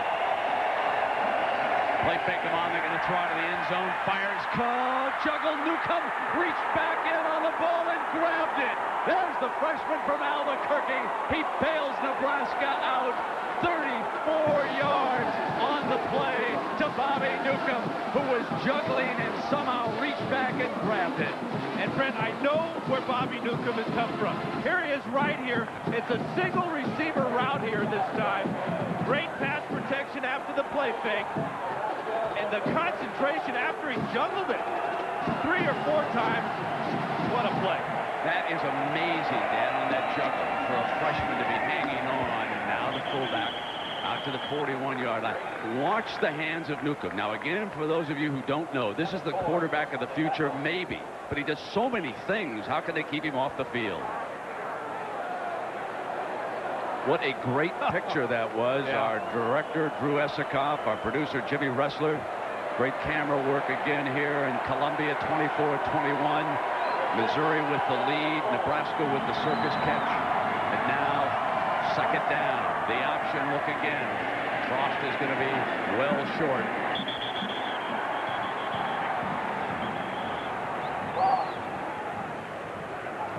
And they're taking pot shots now at Scott Frost every time he's got the ball. Look at the cut on the arm, a couple of bruises there. And this is why a lot of black helmets are hitting number 7 now. Big difference in this play that we saw in the first half is there's a lot of Tigers still on their feet. Here's third down at 1. McAvick gets down in front of Amon Green. Frost is your quarterback. Here's the toss to Green. They're going to try to run wide for it, and he has to dive back in. He gave the Missouri defense a little time to come after him with that deep play on 3rd and 1, but they made it in the end and kept this series alive. He's really got great power and explosion, and he seems to really thrive on situations where he needs just a couple of yards, because he really gets low and just sells out completely to pick up the first down. First and 10, Nebraska. About 151 yards for Amon Green. Inside of 5 minutes, third quarter here in Columbia. McAvick slams to the 48-yard line, and Marriott, the nose man, 93 is there.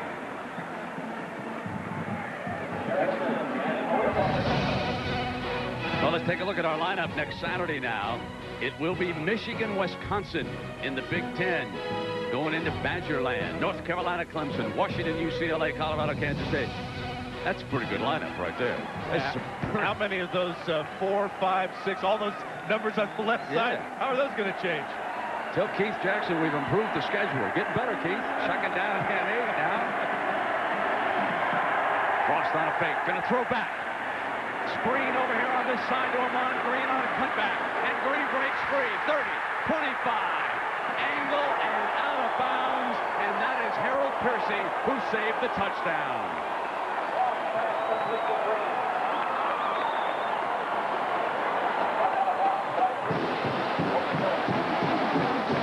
It's a throwback screen to Amon Green. Frost is going to come out here. Green is going to go this way. And this is perfectly executed by Nebraska.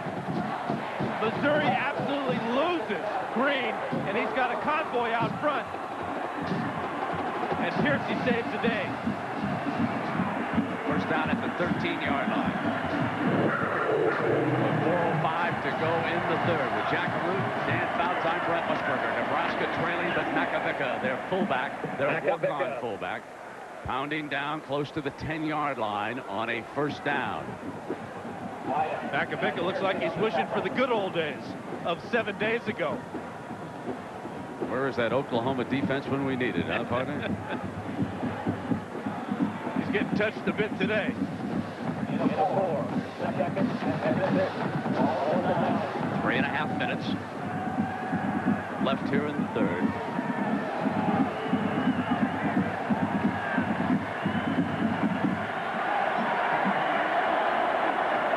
Now Scott Frost keeps it again, cuts back inside the 5-yard line, twists for the end zone, reaching out for the goal line, battling for the loose ball, and let's see where the officials say it is down. I never heard a whistle blow, Brent. No, I didn't either. Scott Frost probably would have been a lot wiser. He had a first down, not to be reaching out like that for the end zone, but I think they may whistle that it's down anyway. Yeah, he was down by rule. So it will be first and goal for the Huskers. You know, Brent, this is at the end of this play. Frost is down, clearly down. The ball came out when it hit the ground. All Nebraska's done is gone 98 yards now. Frost has scored twice already today, and he bucks it right in. And Scott Frost puts it in for the third time today. Nebraska regains the lead. 3 minutes to go in the third quarter. A struggle for Tom Osborne's Cornhuskers, top ranked and favored by 4 touchdowns here in Columbia, Missouri. A 99-yard drive for the Cornhuskers. The big play, Newcomb's juggling catch on second down. And then the Amon Green screen pass. There's the extra point added by Chris Brown. So the freshman sensation for the Cornhuskers, Bobby Newcomb, 6 foot, 185 pounds, a freshman sensation, bails him out on this play. Watch the juggle, the concentration, and the Huskers are finally on their way for 99 yards. But it's a struggle all the way against Mizzou. We'll be right back. The moon over the Big 12. Colorado has to rally. Oklahoma State with another big win. Texas A&M driving toward the Big 12 title game. And Kansas State wins again under Bill Snyder. They could be headed to the Fiesta Bowl or the Sugar Bowl. Here it is Chris Brown kicking it off.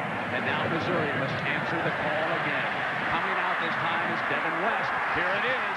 30-yard line. 3, 40, 45, 50. Into Nebraska territory. And finally down at the 35-yard line. Devin West, 58 yards for Mizzou.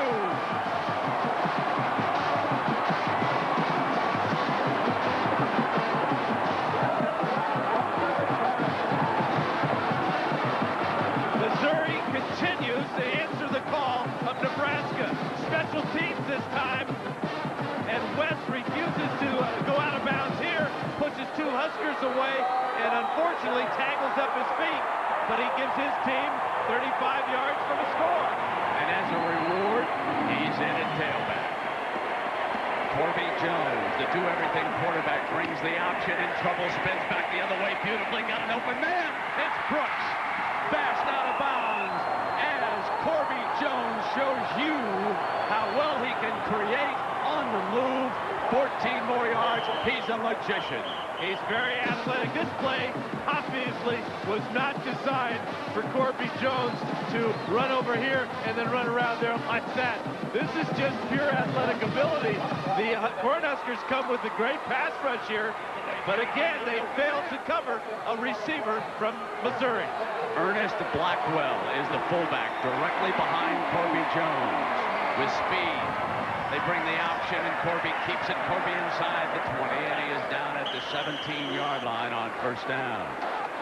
Jay Foreman, the son of the former Minnesota Viking great Chuck Foreman, number 44, the middle linebacker for the Huskers, makes the stop. And the one thing that the Cornhuskers have done very well is shut down the run since the first quarter. And maybe it's because they're getting good play from the other side of the defensive line. That's Jason Peter and Grant Wistrom there that time, but it looks like Missouri's trying to run away from them. They've not had any success running the ball since the first drive of the first quarter. Here's second down at 7 for Corby. Slot is off to the wide side of the field for Mizzou. A play fake, and Corby rolls in that direction. He's going to throw the flare pass to Blackwell. Blackwell battling inside the 10-yard line. First down, Mizzou. A team named Desire. Under Larry Smith, it took him 4 years and a lot of blood, sweat, and tears. Yeah, I mean, it looks like Larry Smith can't believe what he's seeing out here. He knows he has big, strong running backs. None any stronger than Blackwell as he picks up a first down. Nebraska leading Missouri 28-24. They've been trading the lead, and Missouri drives down for a first and goal at the 10. And the fullback Blackwell to the 6-yard line into the heart of the Nebraska defense with Dan Fouts and Jack Arute. I'm Brent Musburger. Nice to have you along with us. It figures to be a wonderful fourth quarter. Just a great setting here in Columbia, Missouri. A program that has come back with 3 straight wins. They're at the line right now. Second down and goal. Corby on the option, the keeper to the 6-yard line and hit hard. You can see Foreman is there. Rucker, who has played a whale of a game at that other defensive end spot for Nebraska, coming in from the backside with a minute to go here in the third quarter for Larry Smith, who will have a big decision to make. Third down. Devin West, the running back. Corby's going to go back. Deep drop, try to throw back, not there. Going to sprint now. Outrun Rucker. Dives for the end zone. Goes airborne. Corby Jones, touchdown over the top.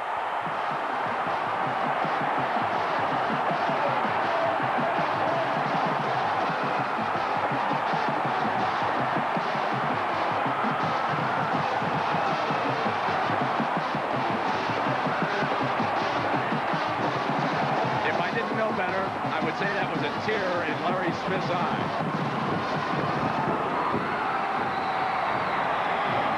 This is the stuff of fairy tales. You're a 29-point underdog, and you're back ahead again, and you're trading shots with the #1 team in the country. You're going blow for blow. And Corby Jones is showing most of the country right now why he is one of the finest all-around quarterbacks in the country today. Watch Corby Jones create something when nothing is there. And remember, this Nebraska defense had given up only 1 touchdown in 3 weeks prior to coming to Mizzou. Timeout. 43 seconds left in the third quarter. And Missouri leading again, 31-28 over the top-ranked Nebraska Cornhuskers.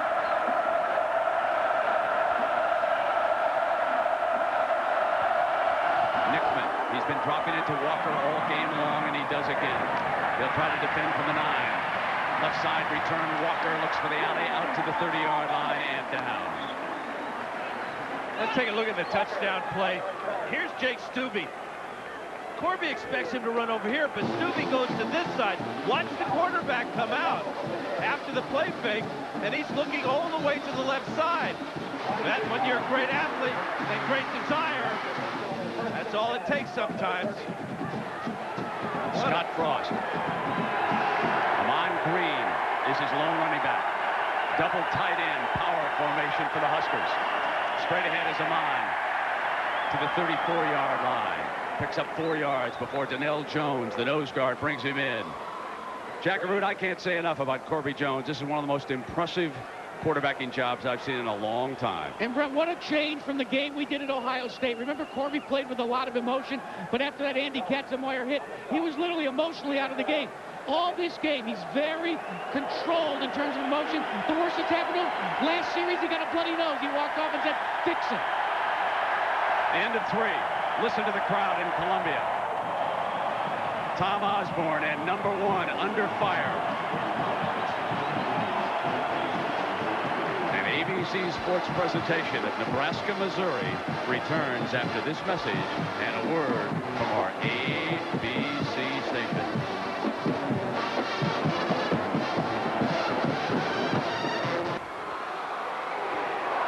Nebraska's last loss in Columbia, Missouri back in 1973.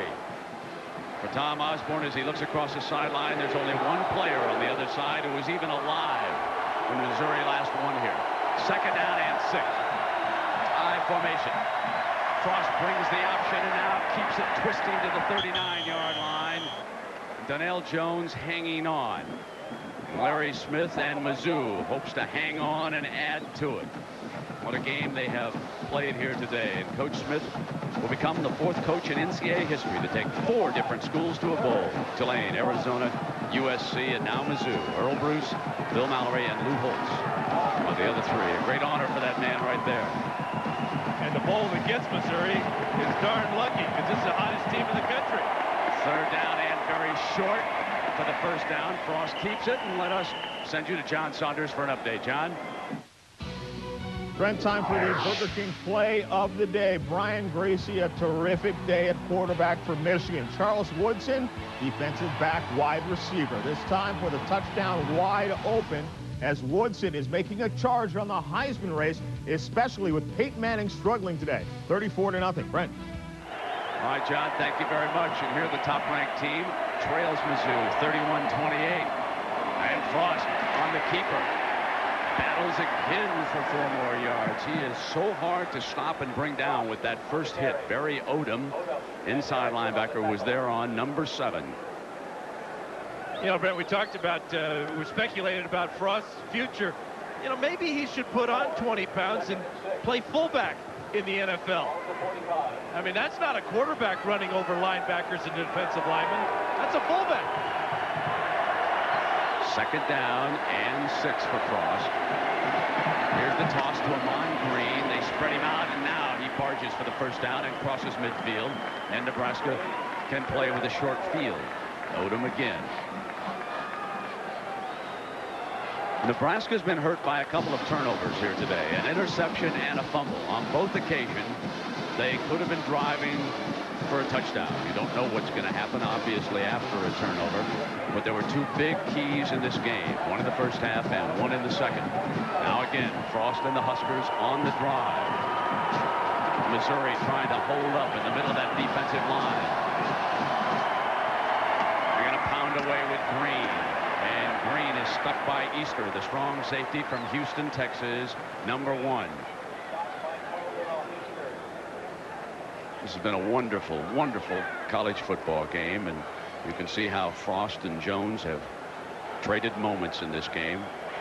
Yeah, it's been the throwing of Corby Jones and the running of Scott Frost. Frost is over 100 yards rushing, but Jones can run too a little bit, huh? That 6-yard touchdown. 2nd and 6. Frost has eyed the field. Missouri presses the box, expecting the option. They got it, and Frost cuts for the 1st down. Still so hard to bring down with that 2nd effort. Well, a reminder now of what's ahead on prime time. C16 Total Security in the practice. That's our lineup tonight, starting at 8 Eastern time. Now tomorrow night, wonderful World of Disney doing a marvelous job. Glad to see so many folks enjoying that. Angels in the End Zone. And then I'm going to tell you, folks, Into Thin Air, the story of Evers. That's one of the great books that I've read in a long time. I hope that movie is nearly as good. And Frost throws and overthrows. Incomplete.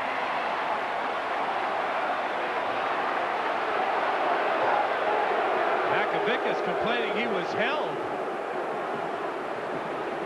He snuck right down the middle of the Missouri defense and was behind the deepest defender. But his pleas to the judge on Judgment Day fall on deaf ears. Clock can't move fast enough for Smith. Second down and 10. Here's the delay, and Amon Green is stood up at the 30-yard line.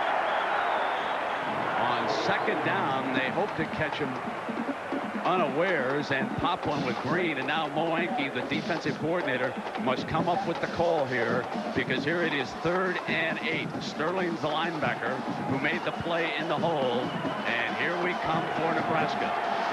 I would expect number 12, Bobby Newcomb, to be coming on the field, and here he comes. Nebraska comes out with 4 wide receivers, but don't be surprised if Frost runs with this one. Here's 3rd down. Newcomb to the short side's the slot man, and Frost keeps it. You called it, and Missouri expecting it. That was Marquise Gibson, the undersized defensive end, the junior from Florida, making the play, and none bigger defensively for Mizzou in this game. Very conservative play selection for Tom Osborne. But what he knows is in his bag of tricks, he's got a great kicker. This option doesn't fool anybody in black shirts, right? Trying to run the option to the short side of the field. Marquise Gibson with a big play. Now for the record, Chris Brown, can he keep the consecutive string alive? 44 yards on the field goal. Great leg. The Nebraska record for consecutive field goals. 10 straight field goals for Chris Brown. So with 10:50 to go, Missouri and Nebraska are tied at 31. We'll be right back. Favored by more than 4 touchdowns. Nebraska tied with Missouri right now at 31 after a field goal by Chris Brown, his 10th in a row. Now he'll kick it off.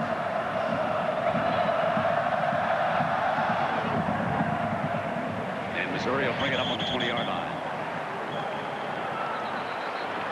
Well, we had a chance to ask Corby Jones what turned it around for this Missouri program this year, and here's what he had to say. Everybody just started making plays. I think one game I came in and talked to the wideouts, sat down with, at that point, my 2 starting wideouts were Jay Murchison and Torrey Coleman, and I said, make the tough one today. I said, make the big one. Maybe I'm not going to throw everyone right there, and if I throw one that's good and you drop it, all right, just make up for it by making a big one later. Looking for a big one now, tied at 31. Olivo back in at running back. James is the fullback. Ricky Ross, one of the wideouts. Corby Jones takes it back, going to get hit as he releases into the middle. Double team, Lehman, incomplete. A collision at the 30-yard line, but hit on the release. Great job by Nebraska secondary. Eric Warfield came over from the weak safety position, but Chad Kelsey really gets good pressure on the quarterback this time. Corby shouldn't have thrown this one. This is into double coverage. Sweeney has him covered by himself, and Sweeney should have made the interception, but I think Warfield distracted him. 2nd and 10. Sweeney, a freshman, number 16, locks up one-on-one.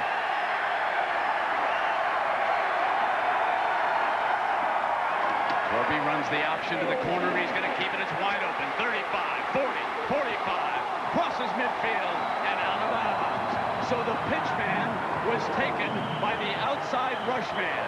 As soon as the outside rush man went upfield, Corby Jones seized the corner and ran 34 yards. Great recognition by number 7. Now, anytime you run the option play, you're going to have to get some great blocks. And anytime you bust a big one like that one. Kent Lehman, number 84, is going to get the key block when we get to show you in a moment. 10-15. First down and 10 from the 46-yard line. Olivo and back to that big play by Jones. Well, Lehman is number 84. He's to the left side of the screen. They take the pitch man away, and then Warfield gets pinned inside by Lehman. And now watch at the end of this play. Sometimes it's better to be lucky than good. Corby Jones is good and lucky today. He fumbled that ball, but the ball bounced right back onto his chest. No time to be satisfied. They're back to 2nd and 5. Ball is just shy of the Cornhuskers' 40-yard line. 9.5 minutes to go in regulation. And a timeout going to be called by Corby as he checked the defense across the front. Wants to come over and make absolutely certain with his coaches. We'll take a break, and we'll be right back.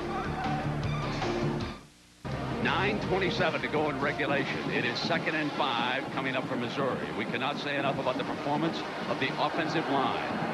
Travis Beeble, Mike Morris, and Bob Reedy blocking against Peter and Wistrom. Peter with 4 tackles today, and Wistrom with 2. They've done an awesome job in that line. 2nd down. They face still another challenge now.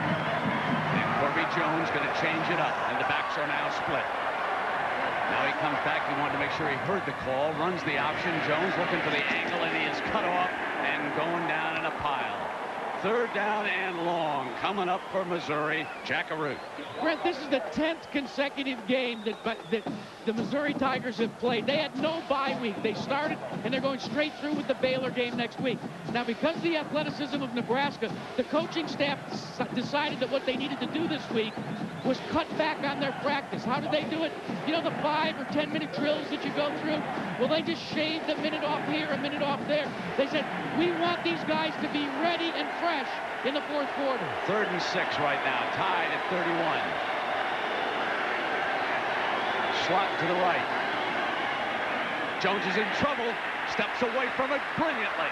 Sprints now to the right with the speed. 40, and in the 35, first down, Missouri. As Corby Jones creates on his own another big play for Mizzou. Unbelievable play from Corby Jones. The pressure from Chad Kelsey, number 57 here. How many times have we seen this today? Where a Nebraska defensive lineman can't bring down Corby Jones. And now watch him run away from Eric Warfield. Rather, Eric Johnson that time, and pick up the first down. Showing the strength to pull away from defensive linemen and the speed to run away from linebackers and defensive backs. First down and 10 with the ball at the Huskers 35. Wayland comes in motion back to the line.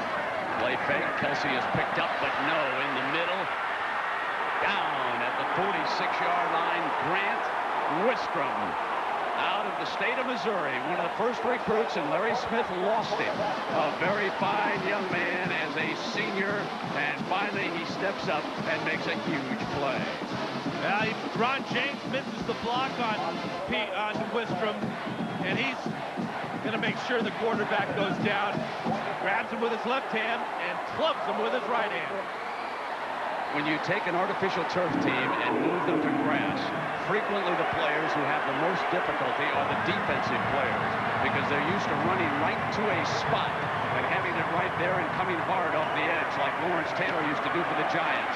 Here on the delay now is Olivo, and he bangs back to the 40-yard line. Joe Walker, backup rover back, making the stop with 7:30 to go. That 10-yard sack by Wistrom, though, really seemed to take a lot of the life out of this crowd and really has them wondering what type of magic Corby Jones can come up with now. Well, he'll need magic for 15 yards here, Dan. They've got to reach the 25-yard line for the first down to keep this drive going. The short side receiver is going to be Ross. Lehman goes up to the left-hand side. They'll show the shotgun or passing look for Corby. The ends crash, picked up, sideline deflected, and picked off. Intercepted on the sideline by Nebraska. At the 22-yard line, Joe Walker intercepts for the Huskers.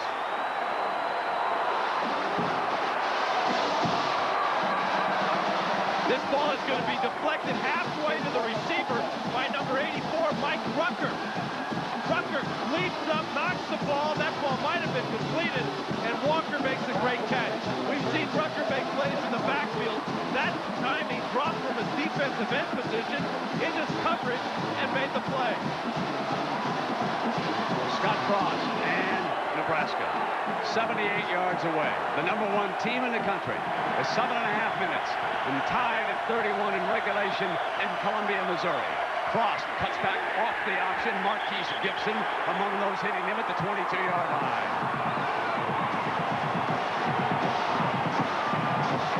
Scott Frost gets up and says, where did that guy come from?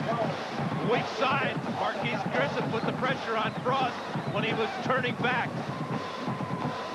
Check out right here, that play by Mike Rucker forces the ball wide of the receiver right into the hands of Joe Walker.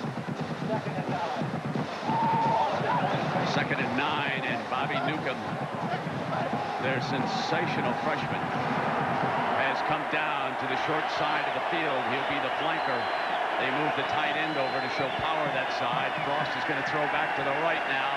Comes back to the middle, deflected, intercepted. Missouri's got it at the 35-yard line. Got a chance, and it's picked off by Piercy. Harold Piercy, the safety, who's been a whiz all day, gives Mizzou a shot at the 30-yard line.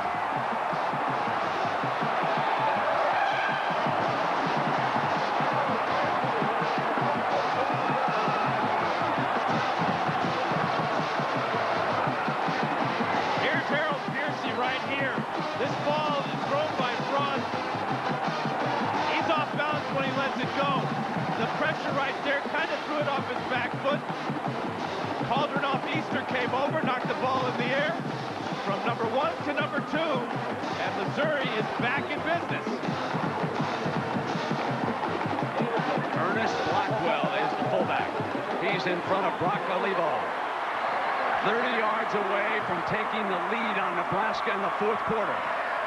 Blackwell plows to the 26-yard line.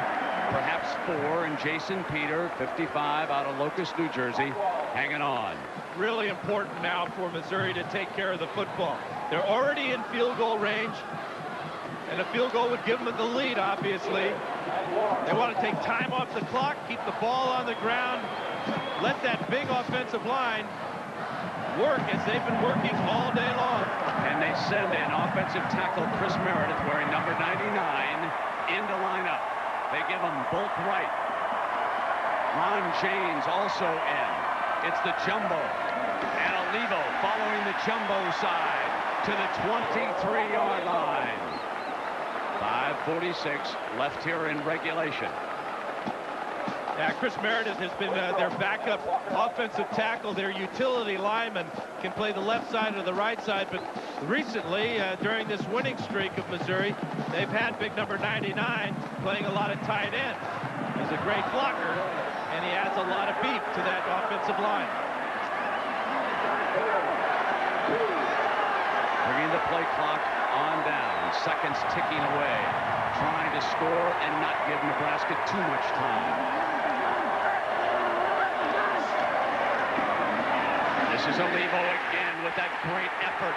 Battles his way for a first down close to the 15-yard line. Brock Olivo, who a week ago took a video camera with him because he said he wanted to record the great story that was going on with this football team. They went in and torched Colorado, their 3rd straight victory. He's a great overachiever. He doesn't have great bursts of speed. He just somehow gets it done. And he got it done behind big number 99, Chris Meredith, who just crushed the defensive end on that side. Olivo ready at the tailback spot. Perfect so far. On a fake, Corby Jones rolls hard right. Got him in wide open, a touchdown! Missouri leads it! 4:39. Eddie Brooks all alone in the end zone.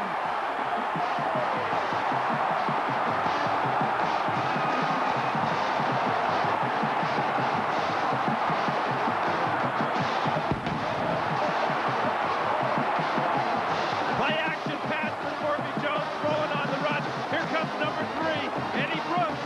And again, can you believe another wide open receiver in the Nebraska secondary?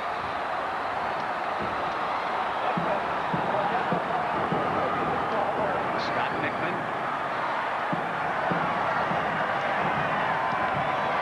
That's the extra point. 38-31, 4.5 minutes. Ladies and gentlemen, I've been here before. His name wasn't Corby Jones, it was Doug Flutie. And they shot it out one day down in Miami in a game that will live forever. Right now, Corby Jones is trying to write another chapter that will live forever. We'll be right back.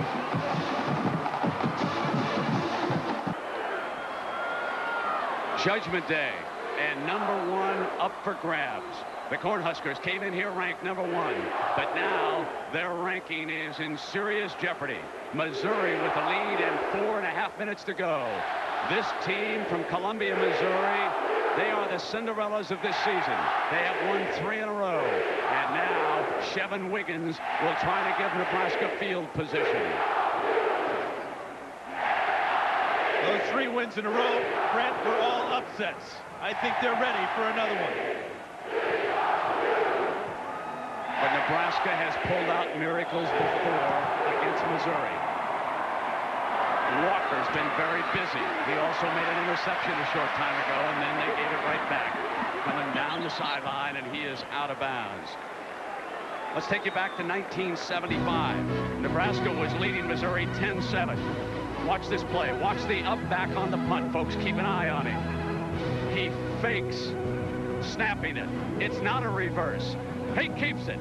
The Bummerooski and Tony Davis sprints in, and Nebraska wins it 30-7. Now they're going to need another miracle. 4:30 to go from the I formation. Here's the toss to Amon Green. And Green is stacked up at the 29-yard line.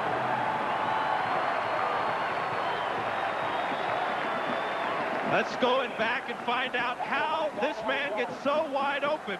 After the play fake, Corby Jones is going to roll out, and it's a pick play at the bottom of the screen. Eric Warfield is picked off by the wide receiver. The officials miss it, but Corby Jones doesn't miss it. 2nd down and 9 for Frost and Nebraska.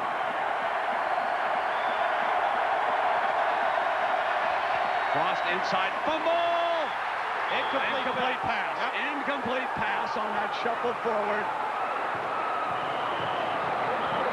The referee and Dan Fouts right on top. But, you know, I know the difference between an interception, an incompletion, and a fumble. And this looks like the option play, but it's inverted. It's a shuffle pass, and if the guy doesn't catch it, as Amon Green takes his eyes off it, it's just an incomplete pass. Sure got these folks excited, though, didn't it? 3rd down and 9. Victory number 251 has not been easy. May take a while for Coach Osborne. Frost, option, now to pitch. Here's Amon, and Amon is down hard at the 35. And with 3:40 to go, it is 4th down for Osborne and the Cornhuskers. Would they dare do something again? Well, the punt team? It's a good thing we just showed that Bummerooski. They had better field position that time. This is great team defense by Missouri. A lot of black shirts running to the ball, and right in the middle is their defensive coach, Ricky Hundley. Jesse Cush. Sometimes the fullback, Macavicka, and he's in as the upback. Macavicka is the upback for Nebraska. Tom and the coaches say the defense can get it back for him. Ross Fields at the 19, and he'll be down at the 22. So when you come back, we'll have 3:30 to play. Missouri leading Nebraska 38-31. Co-leader. And Penn and Teller is a separate, as we can see there in the background. What we've got coming up your way now, Davis Love at the Lincoln Mercury Kapalua International. They're at the line of scrimmage on 1st down. Corby Jones.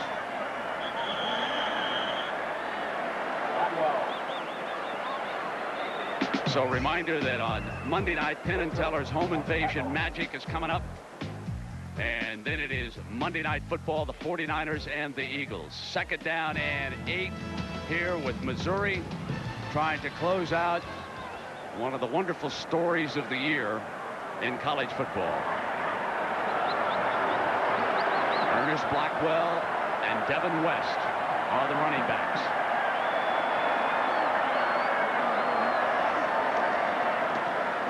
Blackwell picks his way just short of the first down. Eric Johnson making the stop for Nebraska. And Brent, you won't believe this, but the sprinklers at the right end of this football field have just turned on. This is unbelievable. This is the Missouri end zone where they're driving, and there's 7 or 8 sprinklers that are rolling. Well, they've had 5 downs here in the past. This may be their way of keeping the fans from tearing down the goalposts. A little premature, though, I think. I told you that Coach Smith wanted a slow field here, Dan. He's got a slow end zone, that's for sure. I don't think I've ever seen that happen. I know. Welcome to college football, right?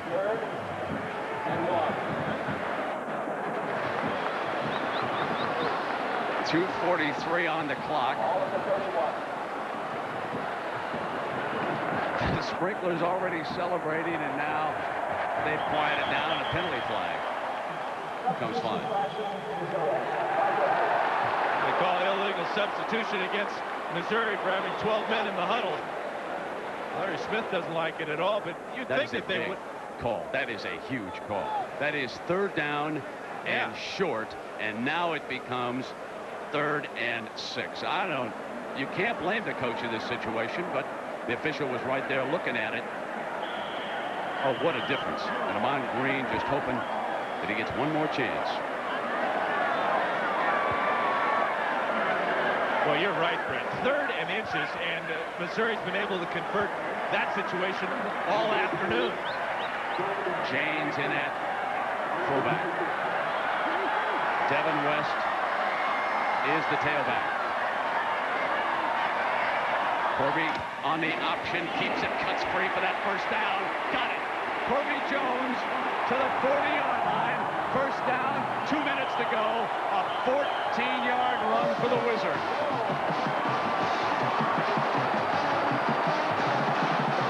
He's already passed for a career high, and now he's calling upon his running ability to win this ball game. Turns it up inside, keeps his balance there, and it just overpowers the Cornhuskers.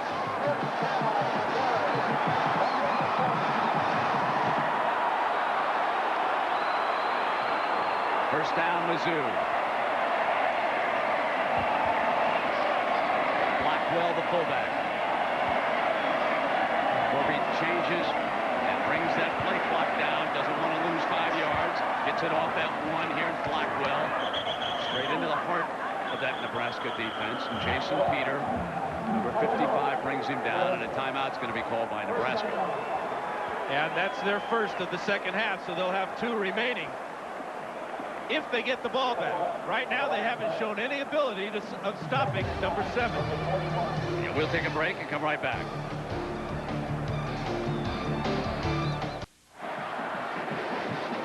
The last win over Nebraska, and the last win by Mizzou here was 1973. Second down and 9 for Corby Jones and Missouri. Here's West picking his way to the 47-yard line, short of the first down. Leave him about 3rd and 3. Wiltz making the stop for the black shirts. So the pressure is on Coach McBride and the defense right now to make a play and give the offense and the quarterback, Scott Frost, a chance to do some magic here with only 1:20 to go. Time is running out. These first downs, I cannot stress how important they are. The punting game had been atrocious in the first half for Missouri.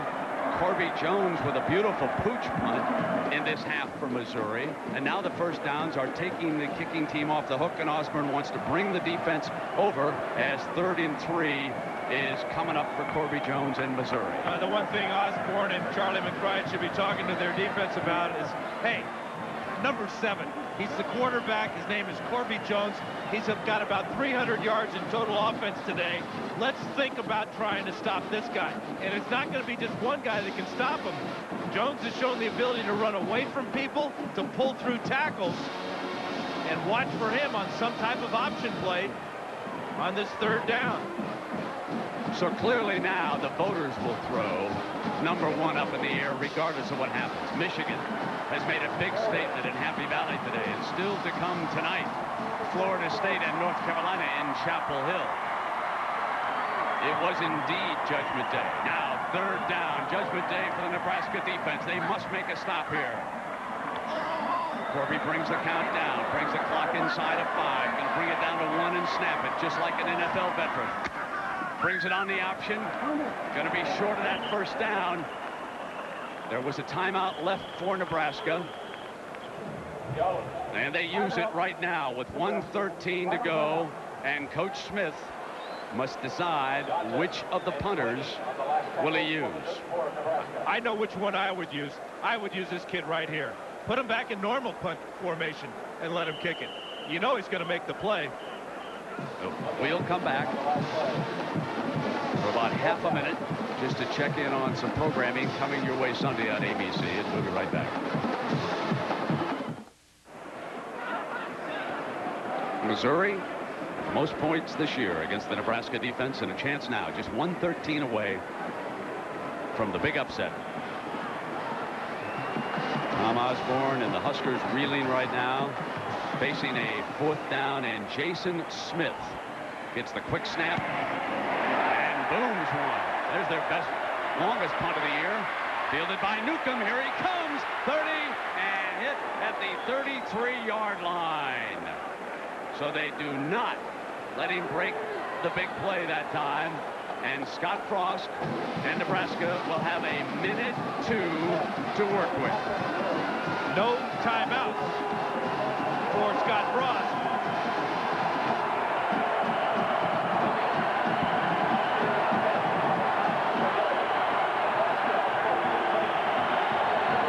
Quickly in the huddle at the 33-yard line. Frost rolls hard to the right, uses the sideline, caught it out of bounds with 55 seconds to go. Kenny Cheatham. Great throw by Frost on the run. But the question is, was Cheatham in bounds?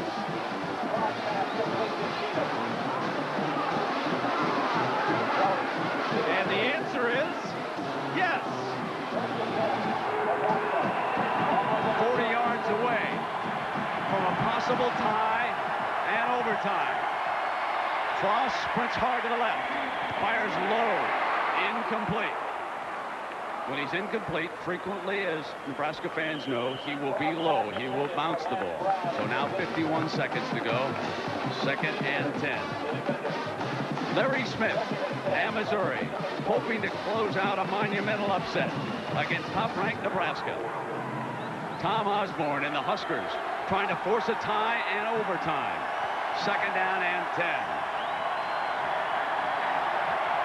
Here's Frost, the quarterback for the shotgun, deflected, incomplete. Diving, incomplete.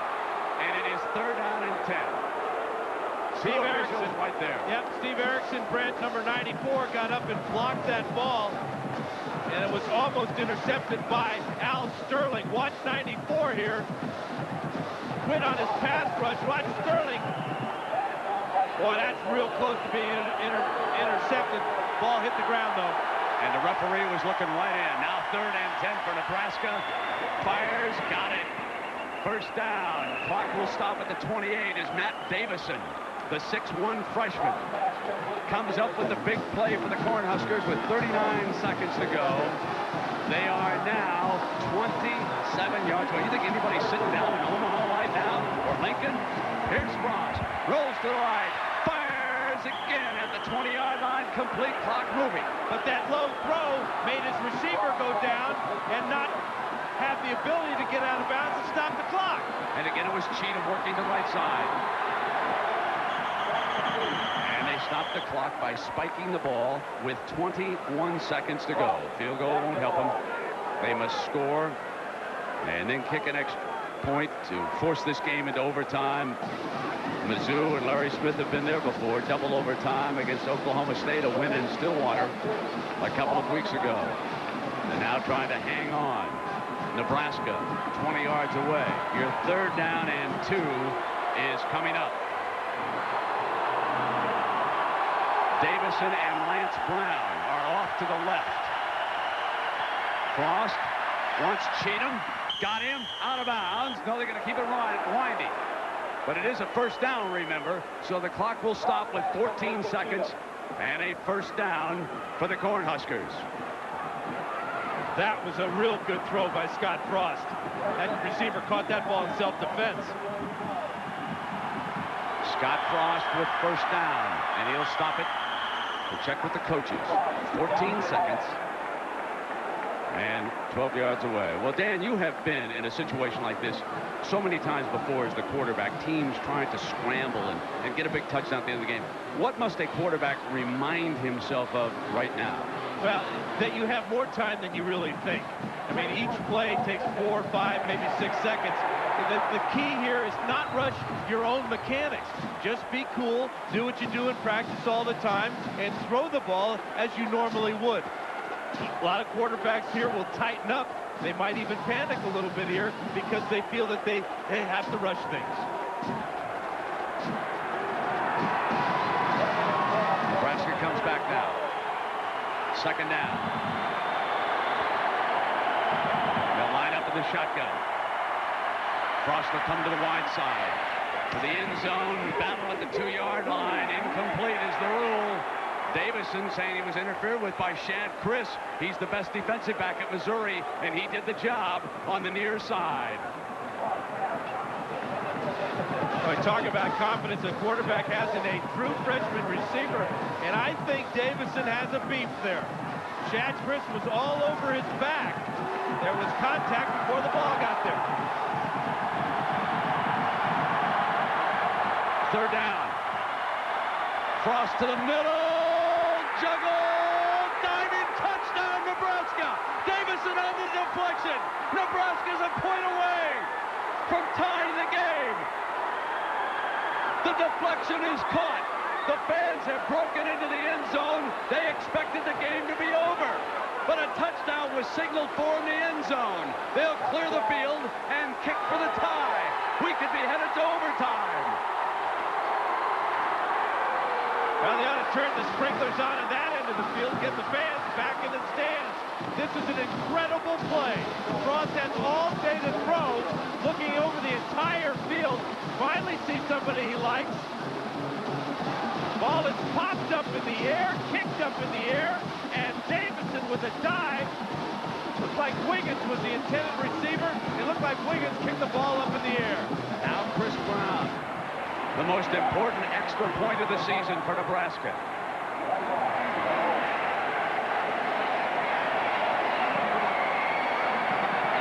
Needs the good snap.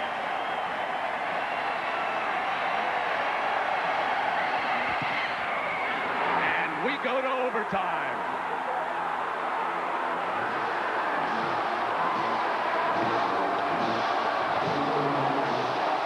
Chris Brown sends Nebraska and Missouri into the 1st overtime.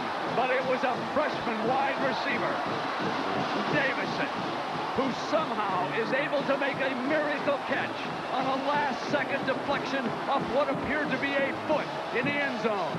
Ball kicked back up in the air by Chevin Wiggins, and Davison dashes in underneath it. And by just the margin of a shoelace, Nebraska has tied Missouri. We'll be right back. So we'll quickly go over the rules of overtime in the college game. This is not sudden death. They'll get equal possession from the 25-yard line, and we'll repeat it until the tie is broken. Remember, this year, they must go for the 2-point conversion starting in the 3rd overtime. That doesn't mean they can't go forward in the first 2. Oklahoma State, for example, gambled against Missouri and lost, and several other coaches have gambled this year and lost, too. So the coin toss. You know, Brent talking to Larry Smith. He gets coin toss here. Those teams that win the toss defer. Your call. This is heads, tails. If I drop it, we'll do it again. Nebraska calls heads, and it's tails. So it'll be your choice, sir.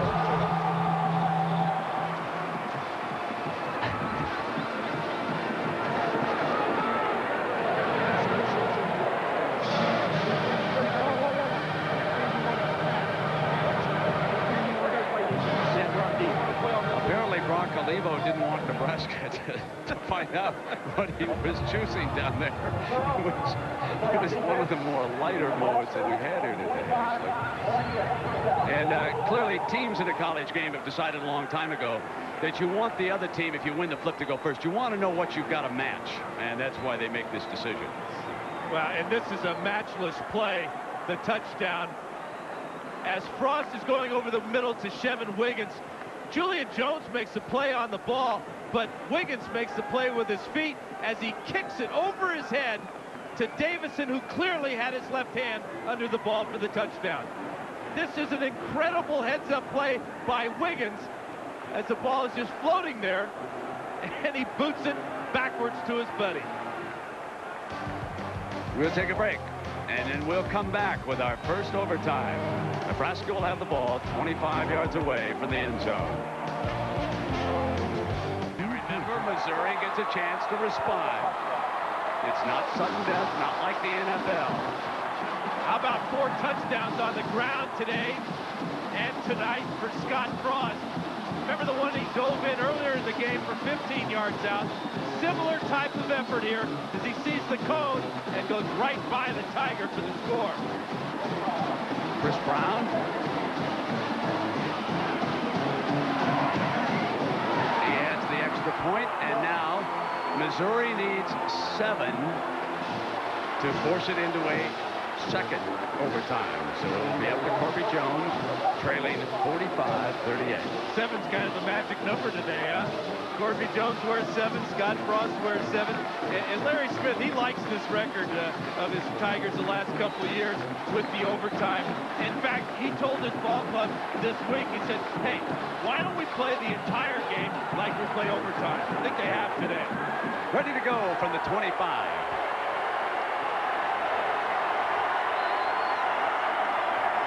Take a running play, and Corby Jones in trouble. Sprints back, got a wide open man, chains incomplete. It'll be second down and 10. So there's a play they certainly saved for overtime. Send the big bus here in Missouri. But there were no wide open receivers that time, as Nebraska just rushed 4 men, dropped 7 into the secondary. And believe me, Ron James is never going to be your primary receiver. Only has 2 catches on the year.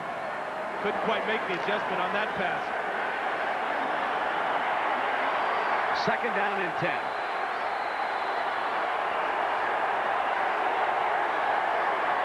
Back into the eye with Olivo. Corby follows Blackwell, and he is down at the 21-yard line, and it is a big 3rd down coming up. Chad Kelsey makes the stop defensively. Don't you think Chad Kelsey's a little bit upset today with the way that Corby Jones has pulled away from him a couple of times? Watch this hit. There's no way that Corby's going to get away from number 57 that time.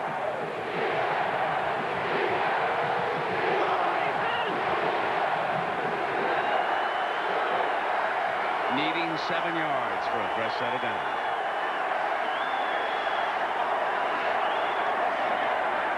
Corby drops back from the option, throws back, diving reception, incomplete. Had it for just an instant, and it got away from Stubing. And 4th down is coming up. But you know, Brent, why did they just run the ball on that 3rd down and 7 instead of throwing the ball? You have 2 downs to work with. They played that like it was a normal 3rd down, where if they didn't complete the pass for the 1st down, they would have to kick. And now it is Osborne and the Cornhuskers who are a play away from a win.